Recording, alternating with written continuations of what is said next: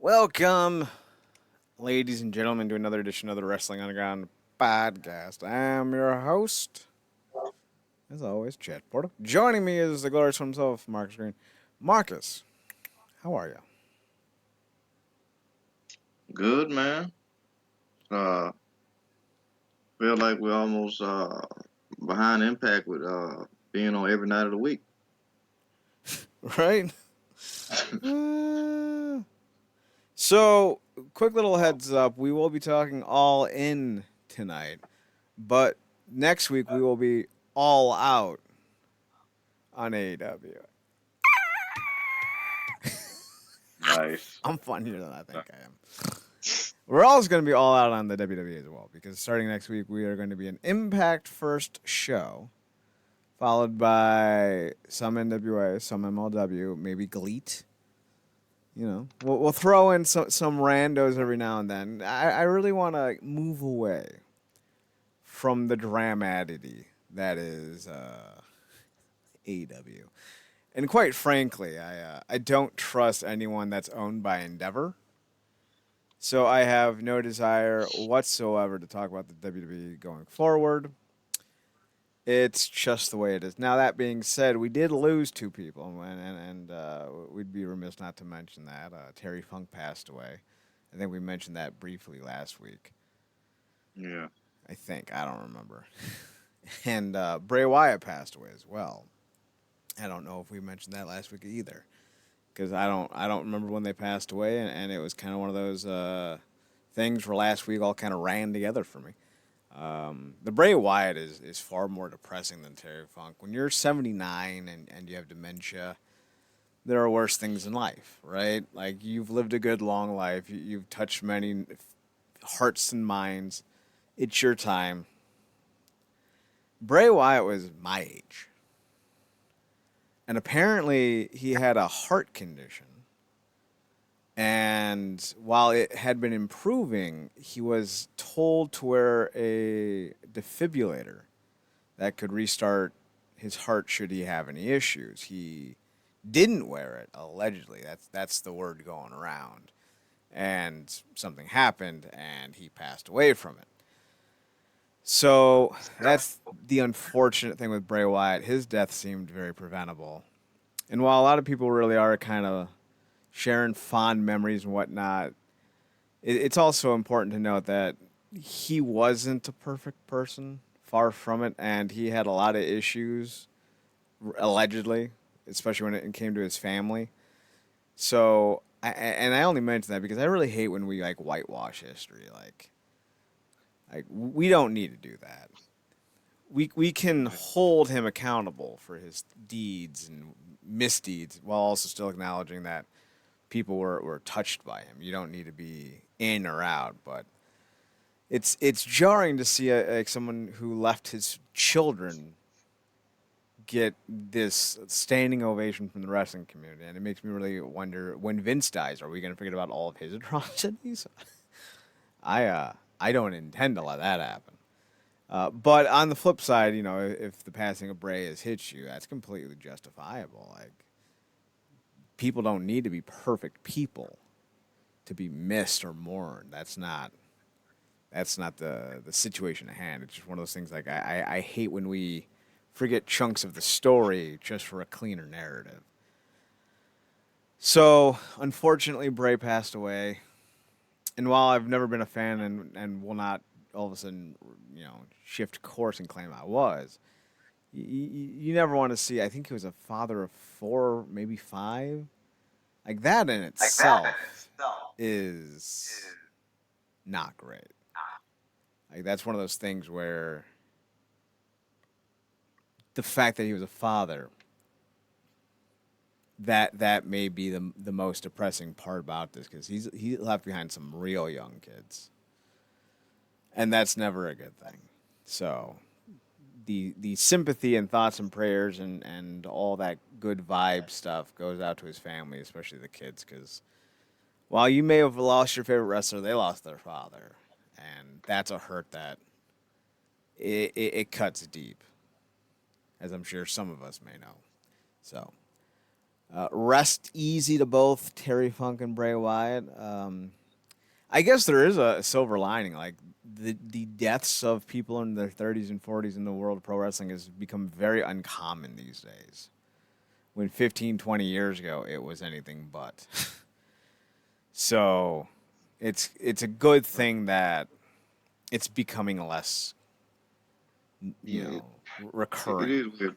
Yeah, it is. It is. I mean, that is, like I said, notable in the sense of wrestling, but it is something interesting talking about these athletes. And this was something I saw that when Pat McAfee was talking about the whole ordeal, that he kind of brought up how we're kind of seeing more and more issues with certain athletes, these younger athletes with these upcoming heart issues. Obviously we saw what that episode that happened with Bronny. Mm-hmm. The Bronze Sun.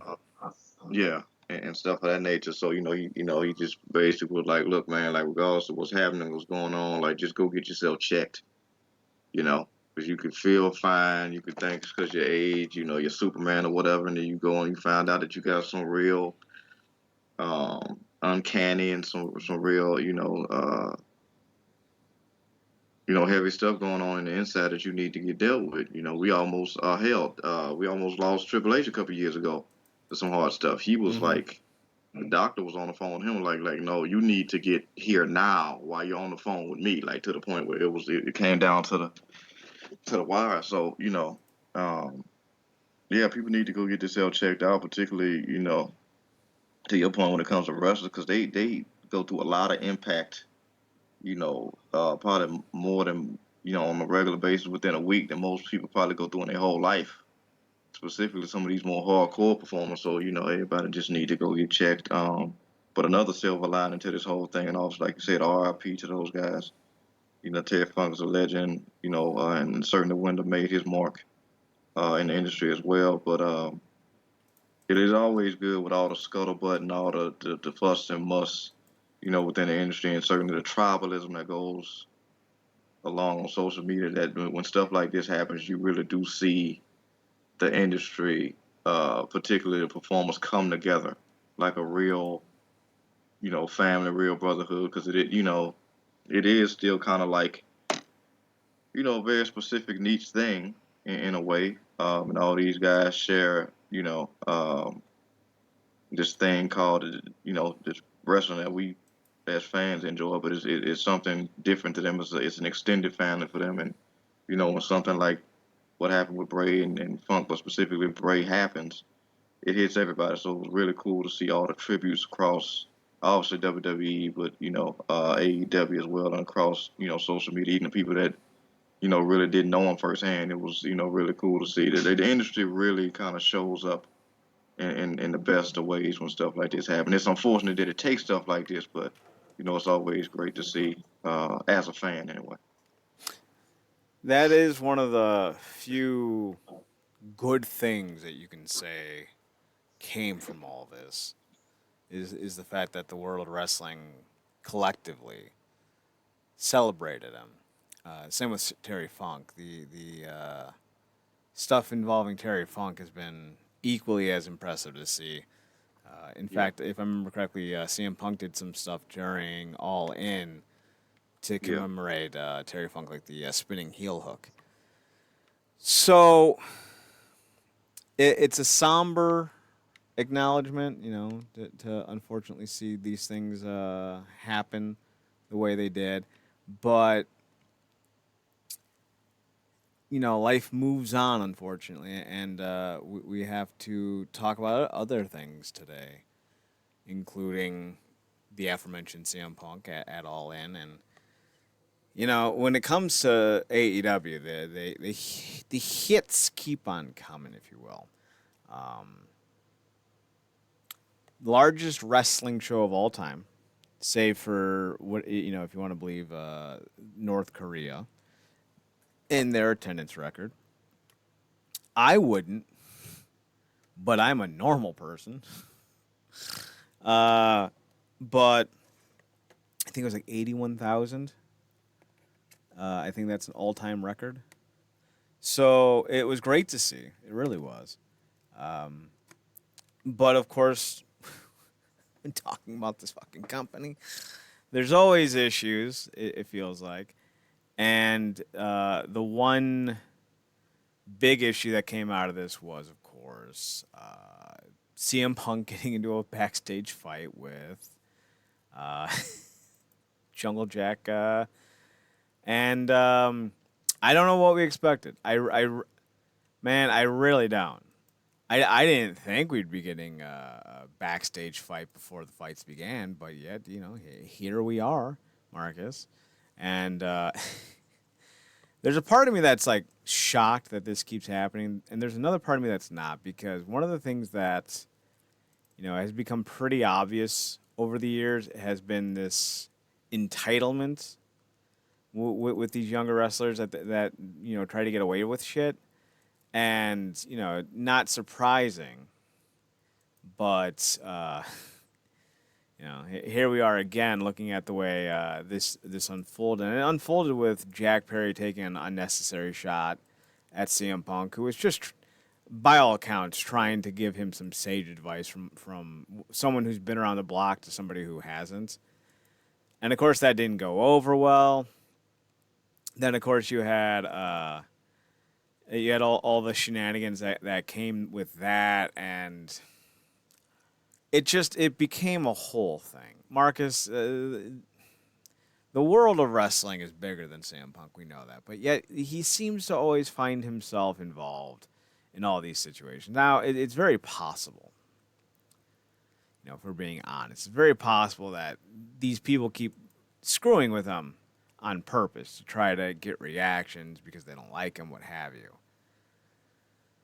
But at a certain point in time, you gotta think, right? Like, today's a good day to not engage. Now, he's always said that if you had a problem with him, say it to his face, he'd be happy to talk to you about it.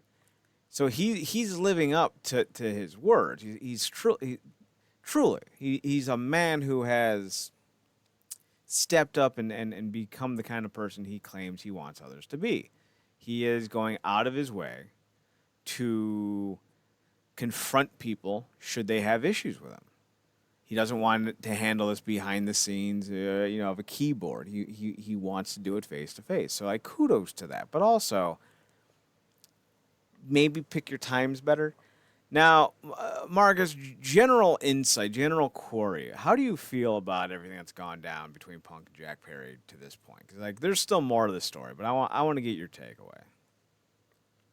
Yeah, I didn't, because like I said, it's just been a lot, regardless to what side people are on or what have you, or, um, because I think we've been more leaning towards the end of Punk in certain instances, because a lot of this stuff is just a lot of people just being really in their feelings and petty, and that's not excluding Punk from that at all, because he's human like everybody else, and we've seen him, uh, just outright, like you said, not pick the best times to, express certain things. So, um, for me, I think it's one of those situations where it's both sides. It's like really bad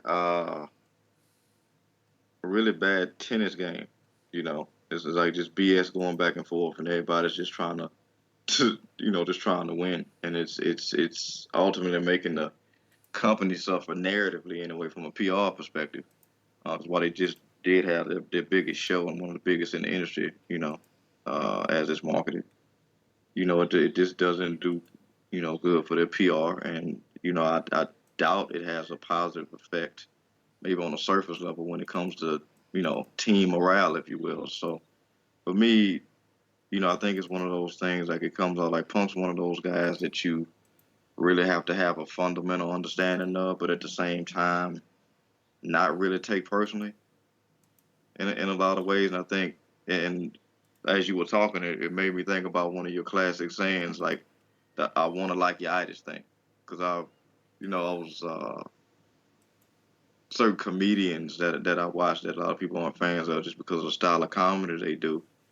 Um, other certain celebrities and how they do certain things with their brands, and I wonder if it's like sometimes Punk gets a even more negative reaction because people want him to like them, and then when he the way he may express himself or tries to, I guess, coach in a way offends them. They don't know how to handle it, and because they don't necessarily know how to express it in a bad way, it just comes off as well. F you then, and that whole thing. And obviously, he's not going to take that well, and he thinks say a person is entitled, or they just think he comes off as an a-hole in general. So I just think it's just a lot of negativity going back and forth. Some of it is unintentional misunderstanding. Some of it is intentional misunderstanding, which if somebody's committed to misunderstanding, you're not going to get anywhere with them. So I think it's a lot of that going back and forth. Then you got that's one end. You got the other side, and then you got people in the back going, "Man, we just want to wrestle. We just get a wrestle. We didn't come here for all this." So yeah. So it does seem that some of this has to do with the fact that Jungle Jack didn't like being spoken to by some newbie like CM Punk. This of course all goes back to when CM Punk and others rejected Jack's desire to be put through a real what was it, a car windshield. Everyone's like, that's a bad idea, kid. That's stupid. And apparently Jack Perry has a death wish, so he's like, no, how dare you? Fuck you. And we got here. Punk approached him backstage, as the story goes, and either Jack put his shoulder into Punk or Punk pie-faced Jack and then choked him. Either way, Jack got his ass kicked for running his mouth, which, kudos, we need more of that in this world. The other thing that had come out afterwards was that when the match was over, Miro got involved, allegedly. And everyone's like, oh, well, Punk and Miro got it, so clearly this is a problem. Well, it turns out that Miro and Punk didn't actually go at it. And while, yes, the terms of, hey, do you want to fight too, were used, apparently it was used in a joking term because Miro and Punk travel together. They actually arrived in England together. So when Punk was having his car issues or his driver issues, apparently he wasn't the only one. Miro and Brody King also were having issues because they all came over together. So when the story broke that Miro and Punk had a quote-unquote altercation after the match, that actually was just them trying to be a little bit lighthearted about the situation. And then allegedly, Brody King had a little bit of a blow-up when he found out what happened with Punk and everything. And it sounded like that he was mad that Punk got involved with something, but it was actually he was more, so the story goes, he was more mad of how Punk was treated. So we're starting to find out who's on Team Punk, and we're starting to find out who's not. Jack Perry not, Miro and Brody King are. So it's very interesting to see how this is going to play out. Apparently Punk and Perry are suspended, which fair. No complaints there at all. But apparently Punk also said that he quote unquote hates this place, talking about AEW, and also allegedly tried to quit while in England. But neither of those situations can be proven.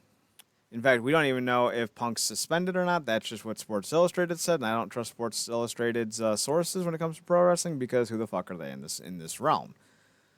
So the whole thing's a mess. It's a bloody mess, as people would say. It's not going well. Now that being said, the event as a whole, however, rousing success. My complaint about it is that there's a giant ass hole in the open air stadium at Wembley, and because of that, it really didn't sound like the fans were reacting at all to anything. Because sound travels. It is a force.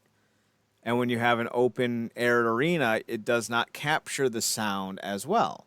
That is why you should always, always, always do closed air stadiums. Because the sound reverberates and it's so much better to hear. And it's deafening, but that's kind of what you're going for. You want that magneticism, that those goosebumps to be just percolating all over your body. And you don't get that when the stadium's an open air stadium. But then again, there's also no other venue that I know of in the United Kingdom that could have housed such a show that isn't open air. So you do with what you can. Right? You do with what you can. What I was a little surprised about was seeing the floor. I thought there would be a lot more seats on the floor. So apparently, you could do 90, if not even 100,000 people for next year if you got a good enough card. And assuming CM Punk is able to solve the issues because he was a big reason why the show happened. So Yeah, that's it.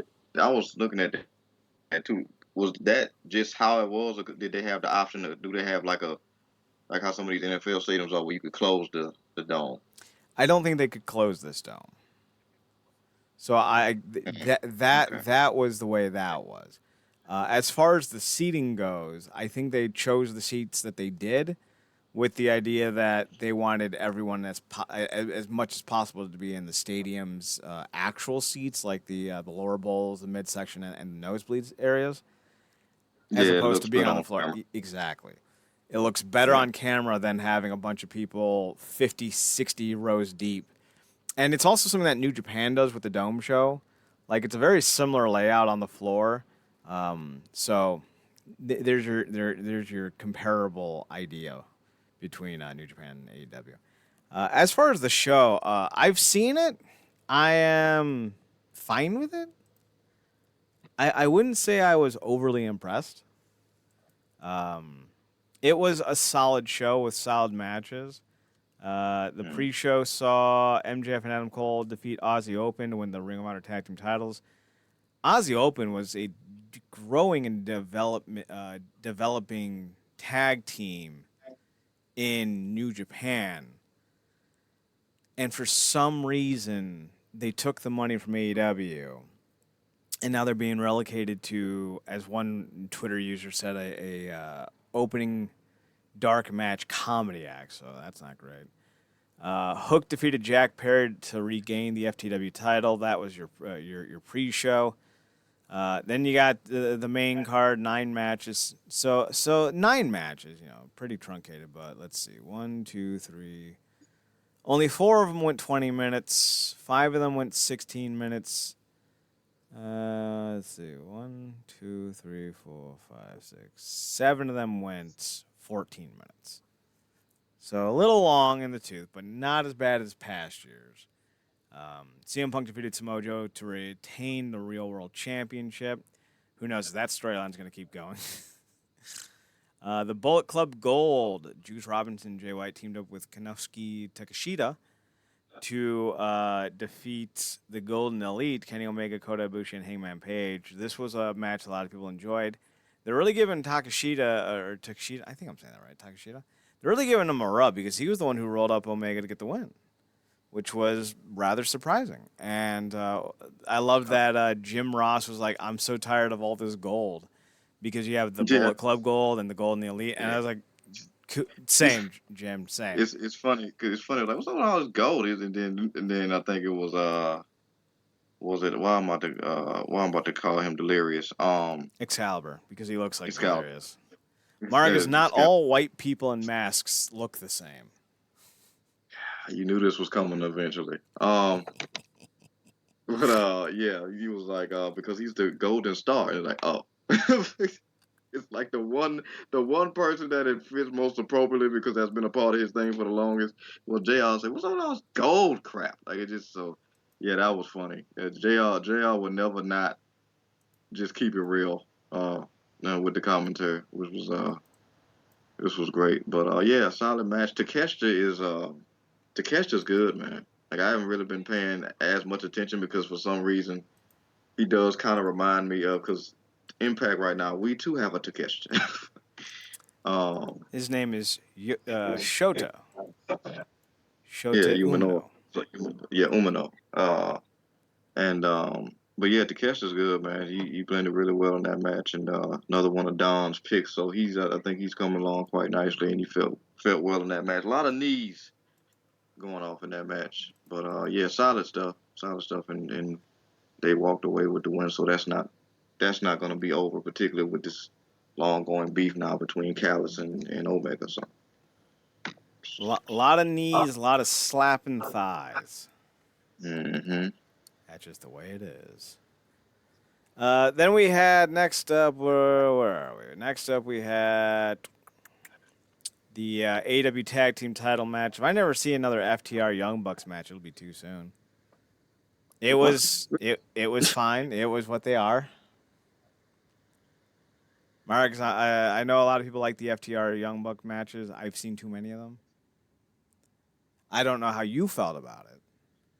I It obviously would want, look. want to make space for you, but I know I'm good. Yeah, I could. They could. Yeah, they could stand a year or the more than that between the next time they have a next another bout, because it's to that point now where they're hitting each other's tag team finishes, doing each other's moves, and we know what that means.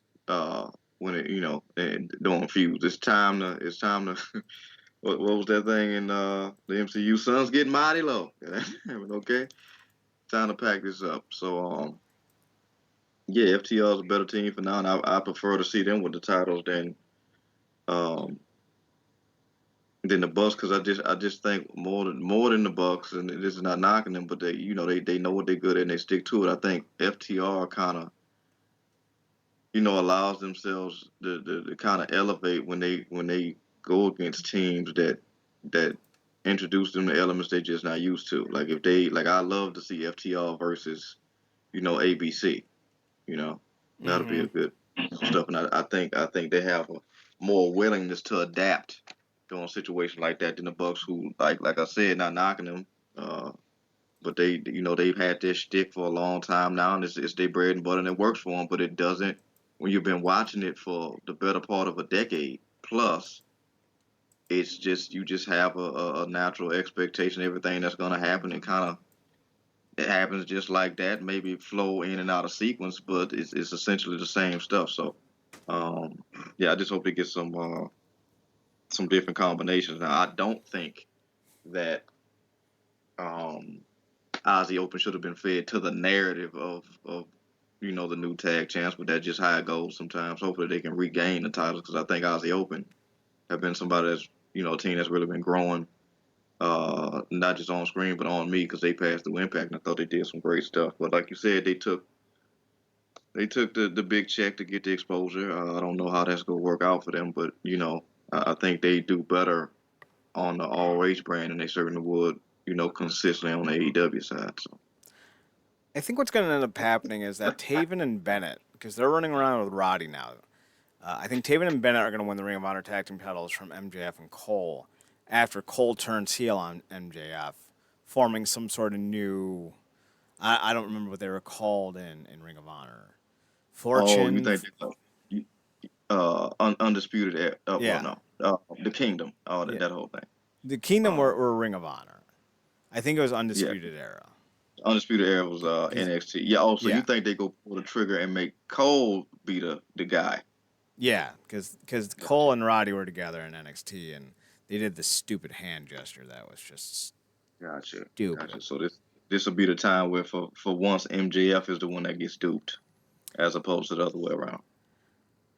Well, and the reason I I mean, say that, yeah, and yes to that's your better. statement. That's a better story though. It is. And the reason why I Yeah. think that is MJF turning on Adam Cole's too predictable. Yeah. And I don't know if there's money because like I don't think MJF is a draw so much as I think AEW is a draw at the moment, Yeah. and he's on top, so he's gonna get that billing. But I don't necessarily think people are like, God, you know who I really love, MJF, because his shtick is the same week in and week out, and it's really not that impressive. So I think what's gonna end up happening is they're gonna try to do the good guy devil, kind of like how like if have you seen the first season of Castlevania? No, but with that, I, I've never sat down and really watched it, but I've never seen nothing from it clip wise that didn't look amazing. It was it It's was just real good. The it's just hard first for me to get into the season's vampires of it all. yeah, the Yeah. first season's because it's like 4 episodes or something like that. But like the rest of the series is great.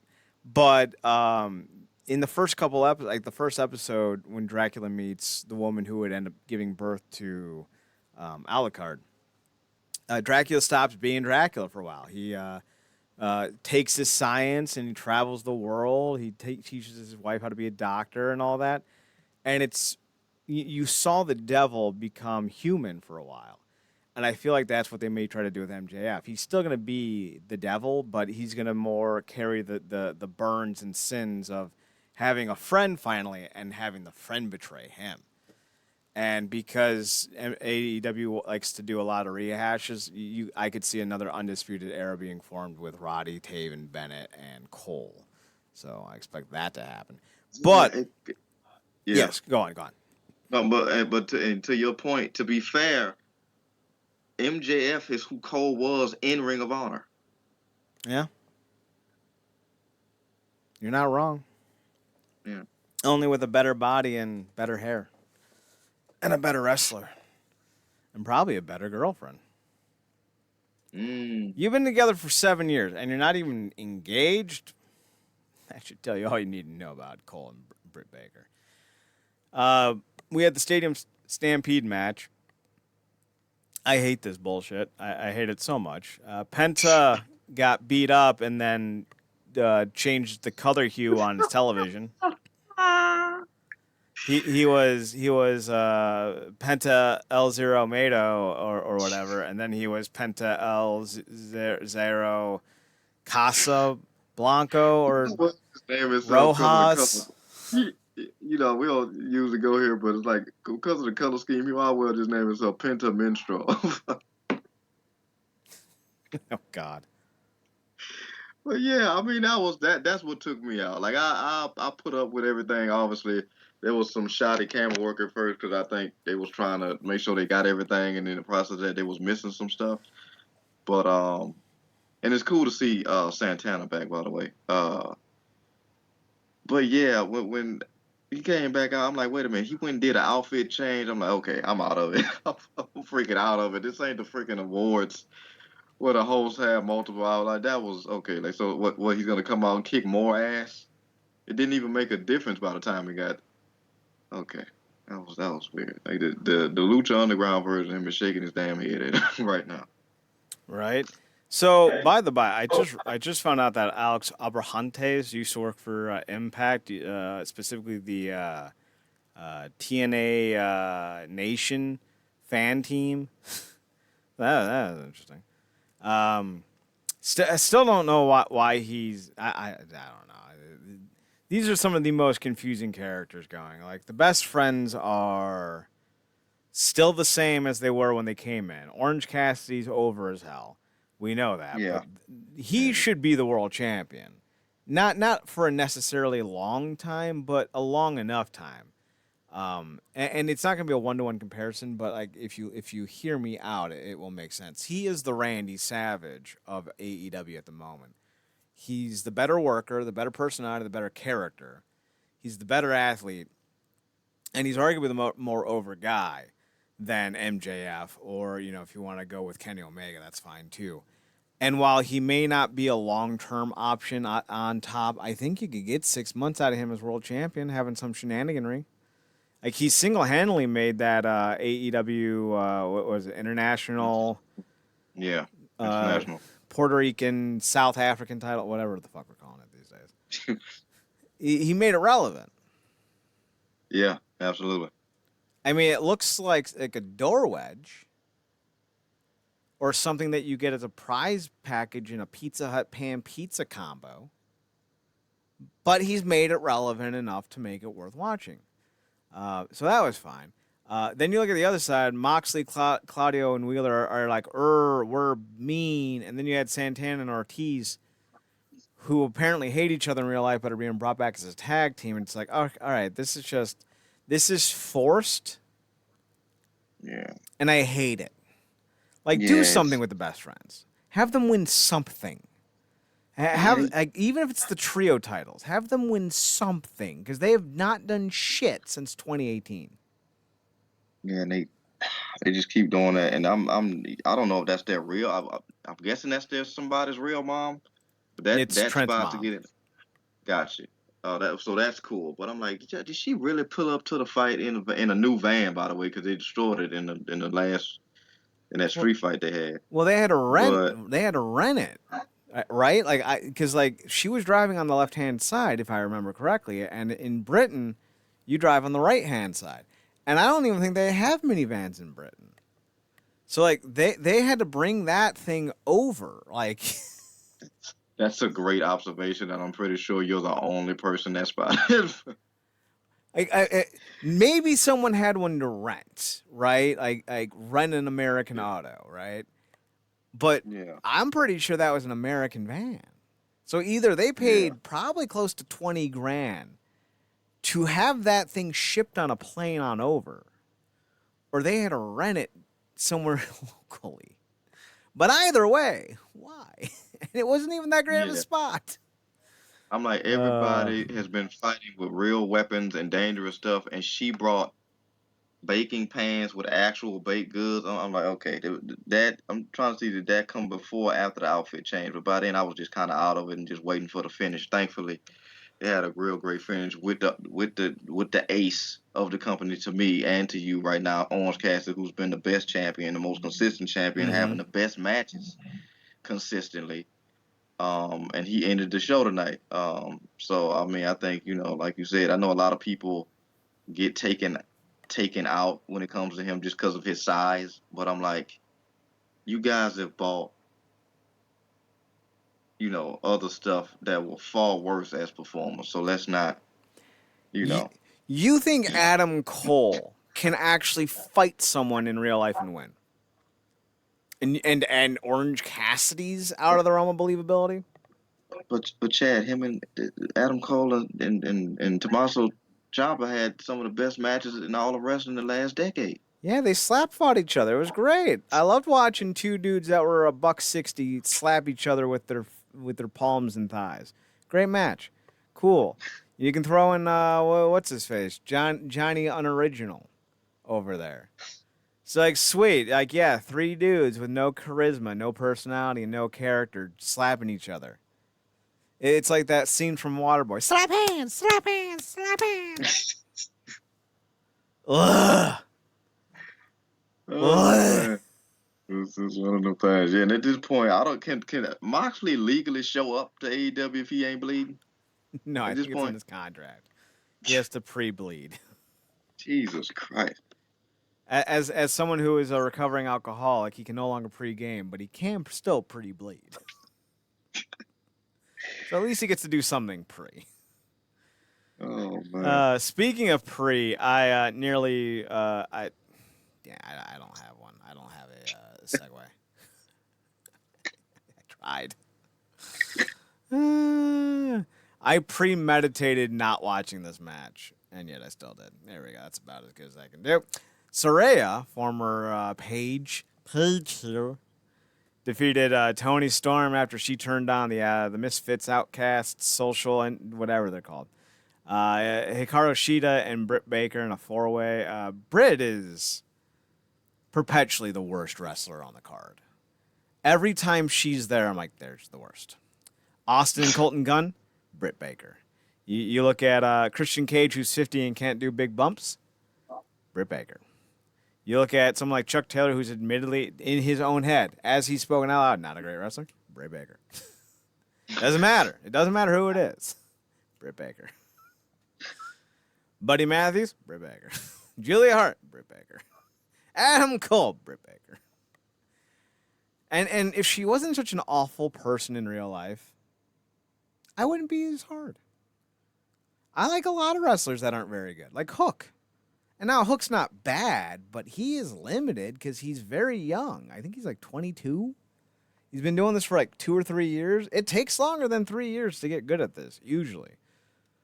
Unless you're like you're Logan Paul or D'Angelo De Niro. Yeah. Not D'Angelo De Niro, D'Angelo Williams. Yeah, the Hook's like I have great hair and ruthless aggression. Ruthless.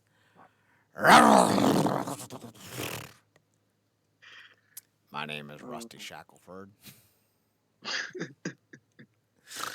So Yeah. yeah, it Oh, is what wow. it is. It is what and that's the best you can say about the AEW Women's Hey, Division. It's fine. yeah, that was probably one of the worst matches on the night. No shot at the women, but it just was. Like you said, not we're not big fans of Britt here, both professionally or personally from what we've seen. Big fan of Sheeta. Wish she could have Tony is just in the middle. Tony's great, but she's just in this weird space right now. It was cool to see Paige get the hometown welcome and all that. That was cool. Did the whole family thing. She ultimately won, and this is me getting in my Chad state of mind when I say this. But the minute she won, I was like, next champion is definitely gonna need some Lysol. Um, if you know, you know. You can't say that. Ah. Oh, yeah, Yeah, you're gonna man. need some brawny, some what are those the plugins? Plug it in, plug it Oh, in. Glade plugins. Yeah, Yeah, gonna need some of them COVID wipes. yeah, you're gonna Um, need a lot of things. what are you thinking? She got the hometown rub just for that thing. She's not gonna get an actual runner, you know. Page here. So that's an interesting situation, right? Yeah. Her neck isn't great, and I don't like that. Shouldn't be a surprise to say. She's right there with Edge in regards to being very protected. She's only had 10 matches in a year. She's had 3 this month alone, but before this month, she hasn't wrestled since May. So she clearly can't go like she used to, and that's not an insult. The fact that she's moving right is a good thing. But when you look at her run of this year, she was in a 4-person tag match. She was in a tag match, 4-person match, and then a tag match. She had one singles match against Sky Blue. She was in another tag match with Britt and Cole and Jericho. So, and she also had a singles match with Nightingale. She was in a 3-way with Jamie Hayter and Ruby Soho. She was in yet another singles match with Sky Blue. Then she was in a tag match and another tag match. So she's only had 3 singles matches this year. And that says a lot. That says a lot about where they see her and where she sees herself in this company. She clearly is being protected physically. And I think that's the right call. Wrestling is one of those things that you can do when you're not perfect. When you're bumped and beaten and bruised and you're hanging on for you can wrestle. It's all about finding the way to be relevant when you wrestle.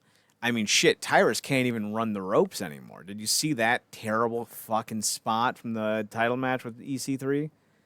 No, but I will look it up. But I I, mean, after I seen that that jumping off the top rope attempted tuck and roll he didn't do, I'm like, no. I don't even think it was the top. I think it was the middle. I think it may have been the bottom. Yeah, you're Like right. it was That's worse than that.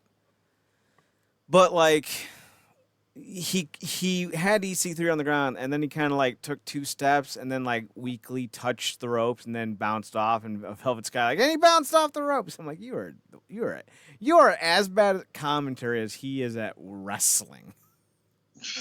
Uh and that's saying something. yes. That's saying something. So like Saraya doesn't have the same limitations as people like Tyrus, who just suck. And maybe I mean Tyrus is in his 50s. Like I'm maybe I should make some space and give some grace to the fact that he's a 50-year-old man pushing 400 pounds and he's still doing anything. Yeah. But that being said, it's still not good. And I feel Yeah, like that's with Saraya, you're going to have one of 2 things. Either it's going to be a Brock Lesnar esque title run where she's going to hold the belt for 8 months and maybe have 5 matches. I'd be mm, fine with that because I think it gives more oomph and emphasis to the title matches. But I also understand that some people don't. You know, so be it. But it's either going to be that or she's going to lose it all out, which I think is probably the more likely scenario. But I don't know if they're going to have her wrestle it all out. I don't even know if All Out has matches announced for the women yet because let's be honest, AEW's not too great with the women, which is mm. why more than likely Jordan Grace has re-upped with Impact as opposed to going to AEW. Which I mildly saw some at, and I was very happy to see. Shout out to her. All right. Um, Who knows how long that contract is for? It could be 6 weeks, 6 months, 6 years. Who knows at this point? yeah, we the impact is very impacted. You know, very much be running into these situations where it's like I'm really into me right now. Like you can still come over and like we can like do some ha ha ha, but like I'm also gonna be doing some ha ha ha with anyone else I want. So just so you know. So if I was you, I wouldn't post anything making any claims, so you don't play yourself, and then I have to play you as well. So Right. yeah, that whole love impact, but y'all got to get tightened up in that negotiating room. Um, but yeah, I mean, to your point, to me, because I've been noticing that as well. I'm like, she's definitely benefited from being in a group because it's allowed her to, purposely stay in the background for not doing too much because she hasn't really been active like that. And again, to another one of your points, that's clearly because she doesn't want to do too much. Like she's not going to be out here having these Darby Allen Sting X matches. And that's not saying she's not willing to do certain stuff, but if it's not necessary, why do it? So to your point, and maybe this her, you know, talking about that Brock Lesnar style run, that might help with her being in a faction, but we kind of saw some dissension levels there between Tony putting hands on Rhea's mom, and then obviously her getting into it with Ruby Soho. So that might be coming to an end. So she might be in more trouble than it appears if she can't patch that together. But it will be interesting seeing what they do with this because, like I said, it'll suck if it was the hometown thing. But we have seen situations like that before, and it kind of would make sense, say, if they maybe at All Out did the thing where somebody returned and took it off of her, or maybe like I said, one of her stablemates screw out of the title. So There are options, and as long as it's not Britt Baker, I don't care what those options are. More power to you. In my most anticipated match tonight, Darby Allin and Sting took on Swerve Strickland and Christian Cage. There was some smattering TNA chants when Sting and Cage came face to face. What was it, 17 years ago? Sting returned to wrestling on a full-time basis by tagging with Christian Cage at Final Resolution 2006.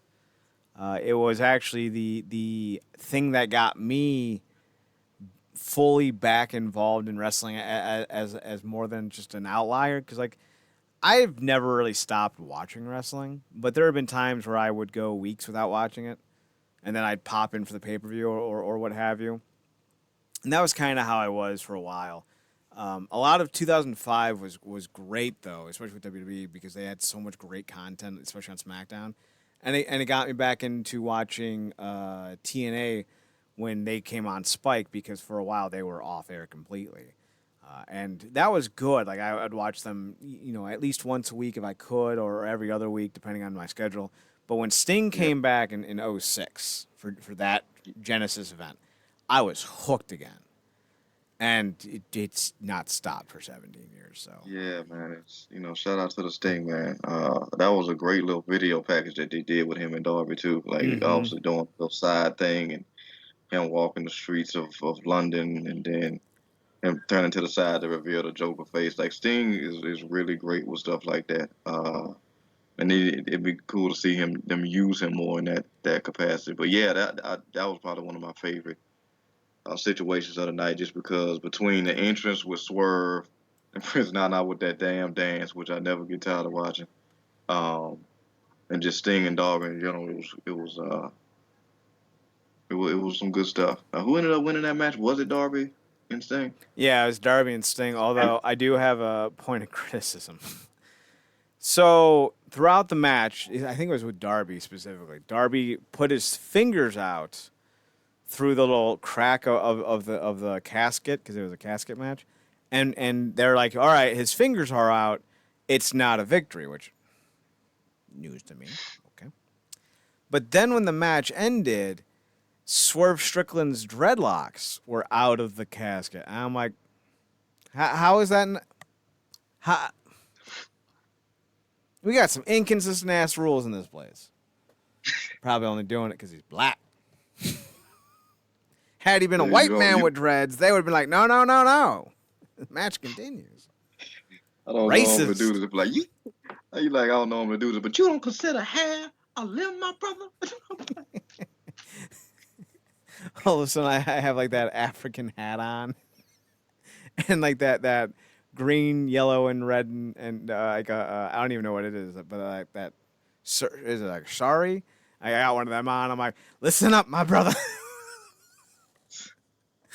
This is some BS, man. Establishment card. I knew you was one of them. I knew You boot licking crackers. it. I can say that you can't. Bootlicking jive sucker. I knew he was out to get us. Yeah, yeah. All the black people are like, out to get us? What are you talking about, white boy? Hobbs in the back, like I like him. Personally.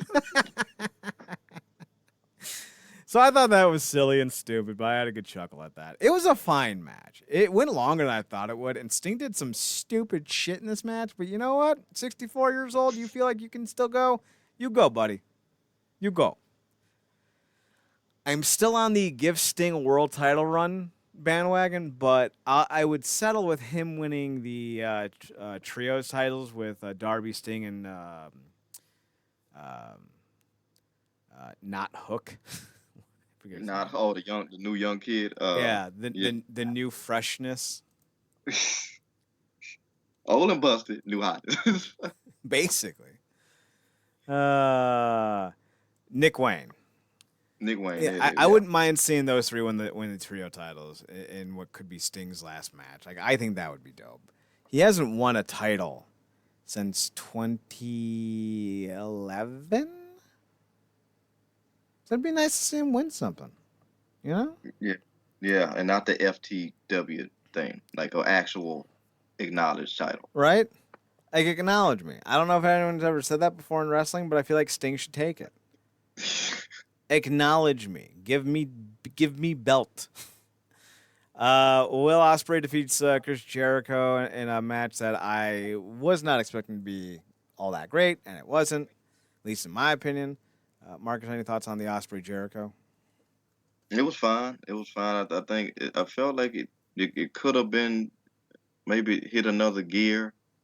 But it supplied what it needed to do. There no major botches to me. Jericho, was solid veteran. These guys is interesting to me when I was looking at it, like, okay, oh, they both kind of got that three type finishes in their arsenal. So this is matching out well, and some him having Guevara there, which played a role at one point, which they kind of continued that story going off on think Dynamite tonight. I'm gonna have to go back and watch that. But yeah, it was good stuff. Like Jericho's at the stage now where he can afford certain L's, and it not necessarily hurt him because he is on such a solidified status. So this is only going to continue to boost momentum for Osprey. So yeah, solid out and good stuff. How did you feel about the performance? So Jericho's the part where what was he trying to do? Impersonate Freddie Mercury? That was a thing. Overall, I thought his musical performance far outweighed his wrestling performance, and he's not a good singer. Like people forget that Chris Jericho was on a singing competition and was the first one eliminated. This isn't a joke. I'm not being hyperbolic. It was real. It happened when he left the WWE in like 2005 or yeah, he something he like went that. on a spring of different type stuff. Yeah. Mm-hmm. Like he went on. I forget what it was called, but Well, he was it the voice? No, it wasn't the voice. It was no, it was. Let's see. Celebrity duets, I think. yeah, yeah. That sounds like it. He even did because this is a show I think we talked about watching before. I think he went and hosted Battle Bots, Did he? something, something to that effect. One of them shows where they brought back that concept and probably called it something else. I'm like, this is Battle Bots. Uh, So here's who he lost to. He lost to Alfonso Ribeiro. I think I'm saying his name right. Carlton. He lost to Lucy Lawless. He lost to Hal Sparks. Jai Rodriguez, and I'm going in order of like where they finished. Alfonso Ribeiro won it. Lawless was the runner-up. Hal Sparks, Jai Rodriguez. Cheech Marin. Yeah, man, now that you running out those names, I think I remember watching this. Carly Patterson. I don't even know who that is. And Leah Thompson from Back to the Future, I think. Mm. No, she was from. She was from Back to the Future. She played Lorraine Baines, Marty's mom. So like that's who he lost to. I if we want to pretend that Jericho's some great singer, cool. If we want to pretend that at 52 he can still wrestle guys like Will Ospreay and have a good match, fine. We can live in that delusion.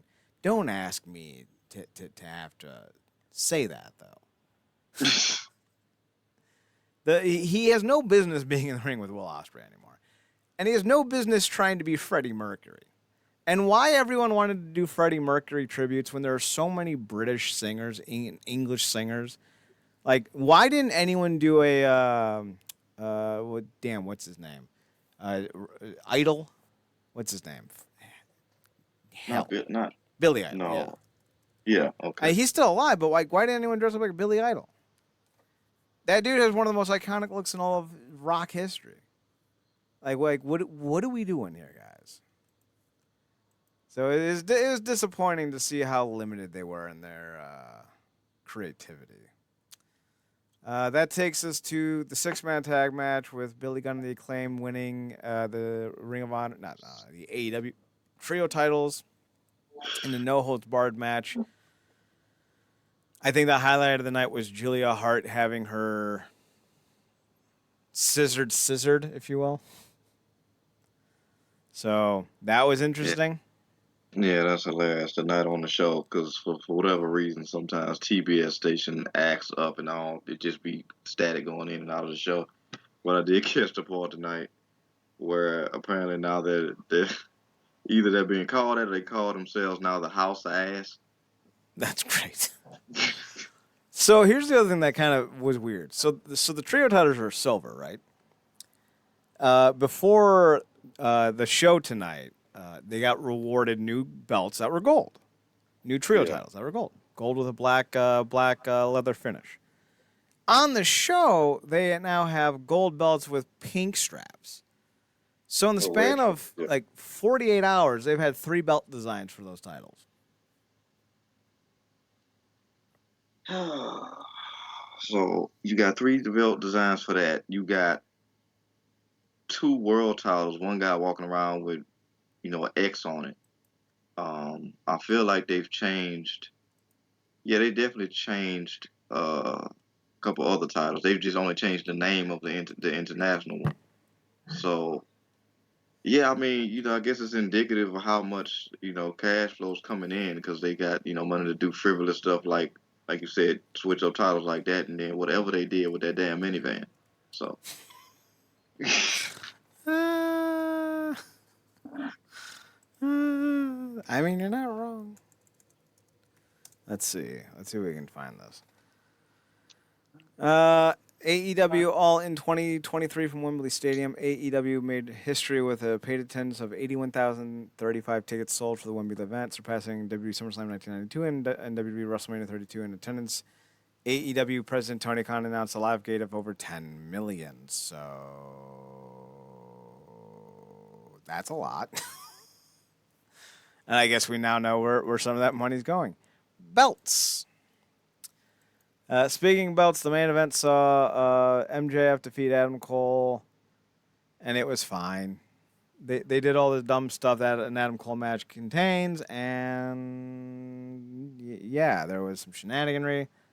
We'll see what happens. I'm more interested in this match. I'm more interested in this feud now, with the involvement of Roddy not being accepted by Adam Cole, and Matt Taven and Mike Bennett doing stuff with Roddy now. I'm curious to see where this goes.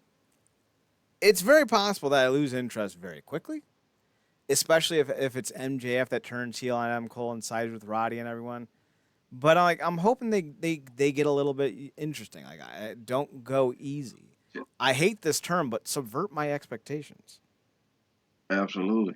Yeah, I mean, I think we mapped it out and talked about it, man. And it's just a more interesting story. And like I said, I'm not an Adam Cole or MJF guy by any stretch. And this has been mildly interesting because at least it's put MJF in a different vein and given them both something different to do, which I would imagine has been fun for both of them.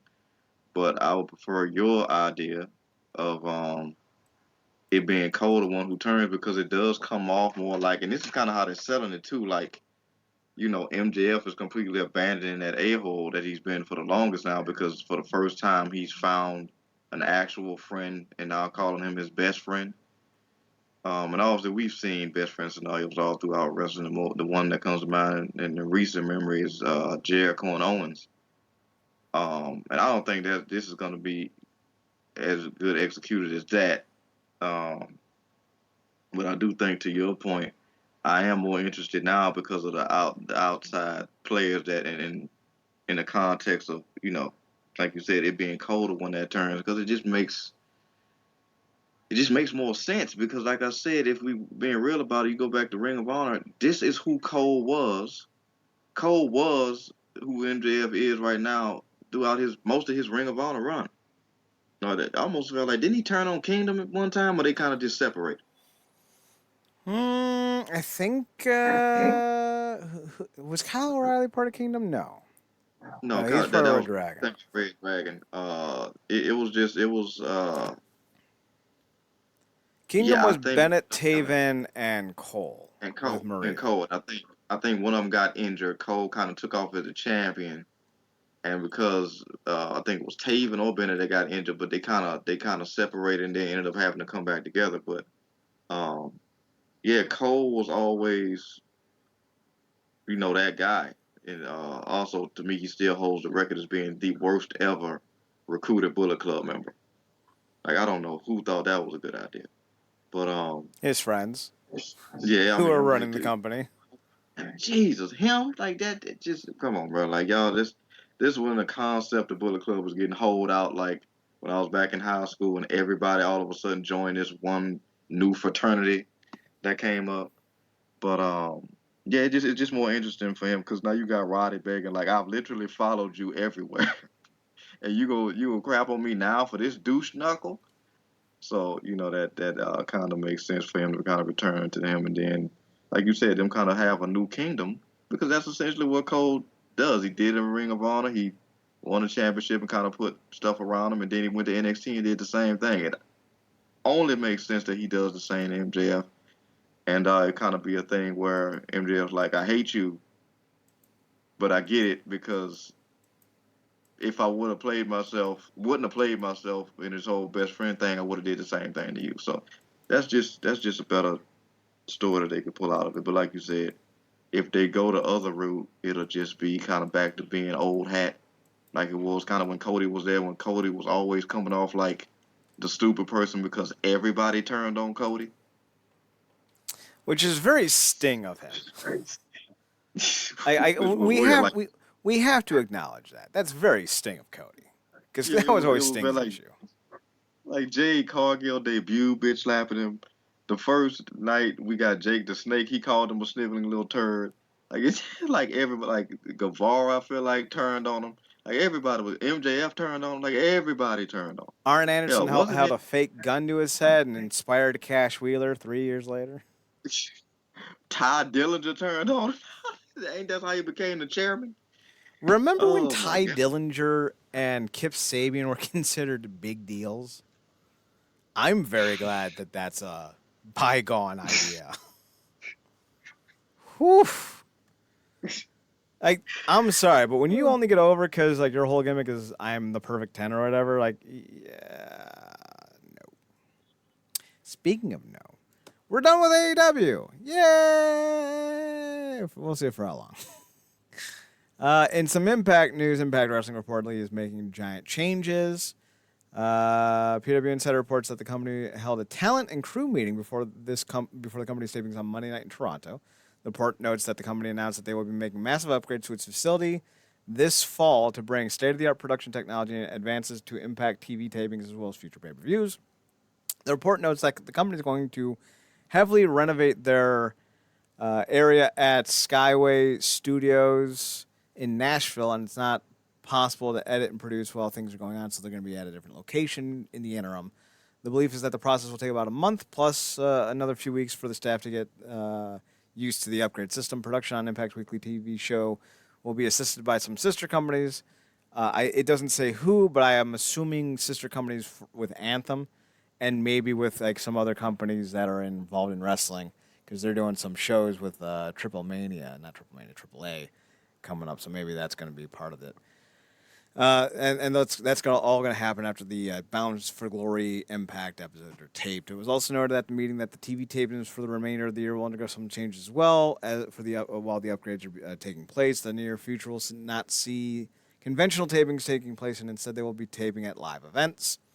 During the upgrade process, it is expected that less talents will be used, and the site was told that Anthem will be paying day rate talent for extra days for the rest of 23 to help make up for the missing dates. The changes will see Impact's UK events being taped for TV. It was noted that there will be a new IPWF 80 style throwback taping in Toronto, which will take place on November 11th at Santino Morella's Battle Arts Academy. The company will also be teaming up with Lucha Libre AAA for a joint show in Mexico. So not AAA, Lucha Libre AAA. No, I was right. No, that's the right company. I was right. Ha! In November, which will be featured on the weekly show as well. It's also confirmed during the meeting that the Final Resolution 2023 event will take place on December 11th, and Hard to Kill will take place on January in Las Vegas. It was also noted that there are no talent releases coming as a result of the changes to the schedule. The company will be back using its full roster in 2024, and the expectation with the company is that they will have a much bigger year once this process is complete. There is also, and it wasn't mentioned in this 411 Mania write-up, but there was also the Las Vegas show is a part of a bigger deal with Las Vegas, I believe. Let me double check that. Let's see, Las Vegas Impact Wrestling. Da-da-da. Hard to Kill will take place at the Palms Casino in Las Vegas. The promotion has been running out of Sam's Town Live in Sin City, but it found a new home in 2024. They'll be debuting at the Palms Casino with its Hard to Kill pay-per-view. A new Vegas location was hinted at in the report we shared about Impact making some massive updates. So there you go. The Palms Casino in Las Vegas. Is this a big ol' situation here? Marcus, while I look up images of this event, of this place, what do you think about the changes that Impact's making? Like I said before we started, man, I feel like it's been a long time coming. I think, obviously, for this last, rebrand that took place a number of years ago when Anthem took the company, um, it's been a slow but steady process, not only to regain, rebuild a brand from almost feels like from the ground up um, to get the old stink off it, but to get a solid, consistent roster and just you know a consistent narrative in general. And I think this is showing the fruits of that, you know, hard work over the last what feels like a decade maybe. Uh, since the whole bringing in Callis and Scott Demore and those guys, that particular regime. I think this is kind of showing the ultimate fruits of that. We're seeing. I think they've had a banner year in terms of shows and stuff of that nature. The last few years, but I think it's been good, and they've been building some really good stuff, making themselves must see, getting on a lot more radars and getting some more fanfare. And obviously, just the names that they've had come through the company, has shown that they've, really gotten a good culture about themselves, good, consistent, good culture there. So I'm looking forward to it. I hope these changes involve, like impressive stage setup, perhaps the return of Pyro, which I've been wanting for a while. In that regard, and just an overall uptake in production. They've been basically considered an indie for the longest now, um, and some of that has been based off the look. So I think it's only fair that not only to the company in general, but the wrestlers as well, that they, the image match a lot of the talent. So I'm very much looking forward to it. It seems like they're very much being fair, and the thing that impresses me the most is, some years ago this would have been attempted with no real uh, plan and layout of how things would go with, how Tanner would be moved around and how things would be looked to be uh, kind of supplemented in terms of paying people like you said in the article with the day rates and what have you.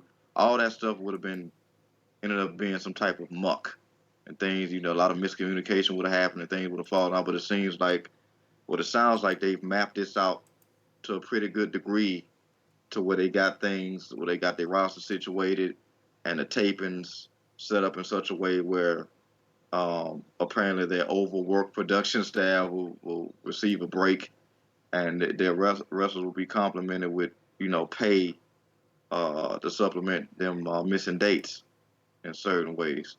So it sounds like everything's on the up and up. Everything's coming up Impact right now, and I'm looking forward to seeing what comes of this whole thing. Because I would imagine something like this they've been kind of cooking up for a while now. They just now releasing it with everything coming. Now that's going to be interesting, especially when you think about the recent addition of or re-edition of Jordan Grace. If she's back full time for a long time, we could be seeing things about ready to kick off. So that's going to be, I think, a very interesting situation to see play out.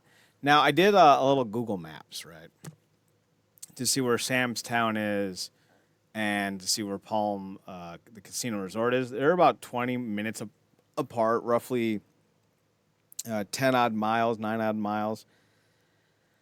And the thing that is really standing out is that the Palms Casino is on the strip itself, which means that there's going to be a lot more foot traffic, which means that you're going to see a lot more people possibly being interested in stopping by for a show or having the opportunity to see a show. And I don't know if it's necessarily bigger than Sam's Town in terms of like seats, but it's nicer looking. If it's where I think it is in the Palms, I think it's the what do they call it? I just saw it here. The Pearl Theater.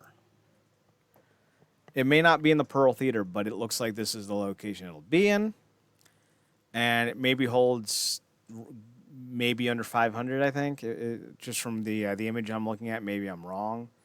1, 2, 3, yeah. Maybe 20 seats, 40, maybe around 5 to 700. So it's not going to be huge, but it'll look real nice.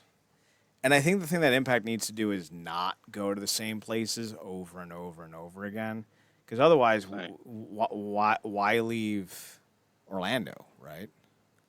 Exactly. But if you can do this is a special question both me and Chad. I don't know him to speak for him, but I think he'd agree here. If there is something that you bring from Orlando, let it be that the curly haired young beauty that was ringside, please. Thank you. Please and thank Marcus, she is all yours. you. I am Oh smoking. yeah, I forgot. Damn it. No. I support them bringing her along so that you may get your fix. You are my friend. I want you to be happy. Speaking of happy, if you're a fan of women's wrestling, Impact 1000 is going to be huge for you. Awesome Kong and Gail Kim are returning to the ring.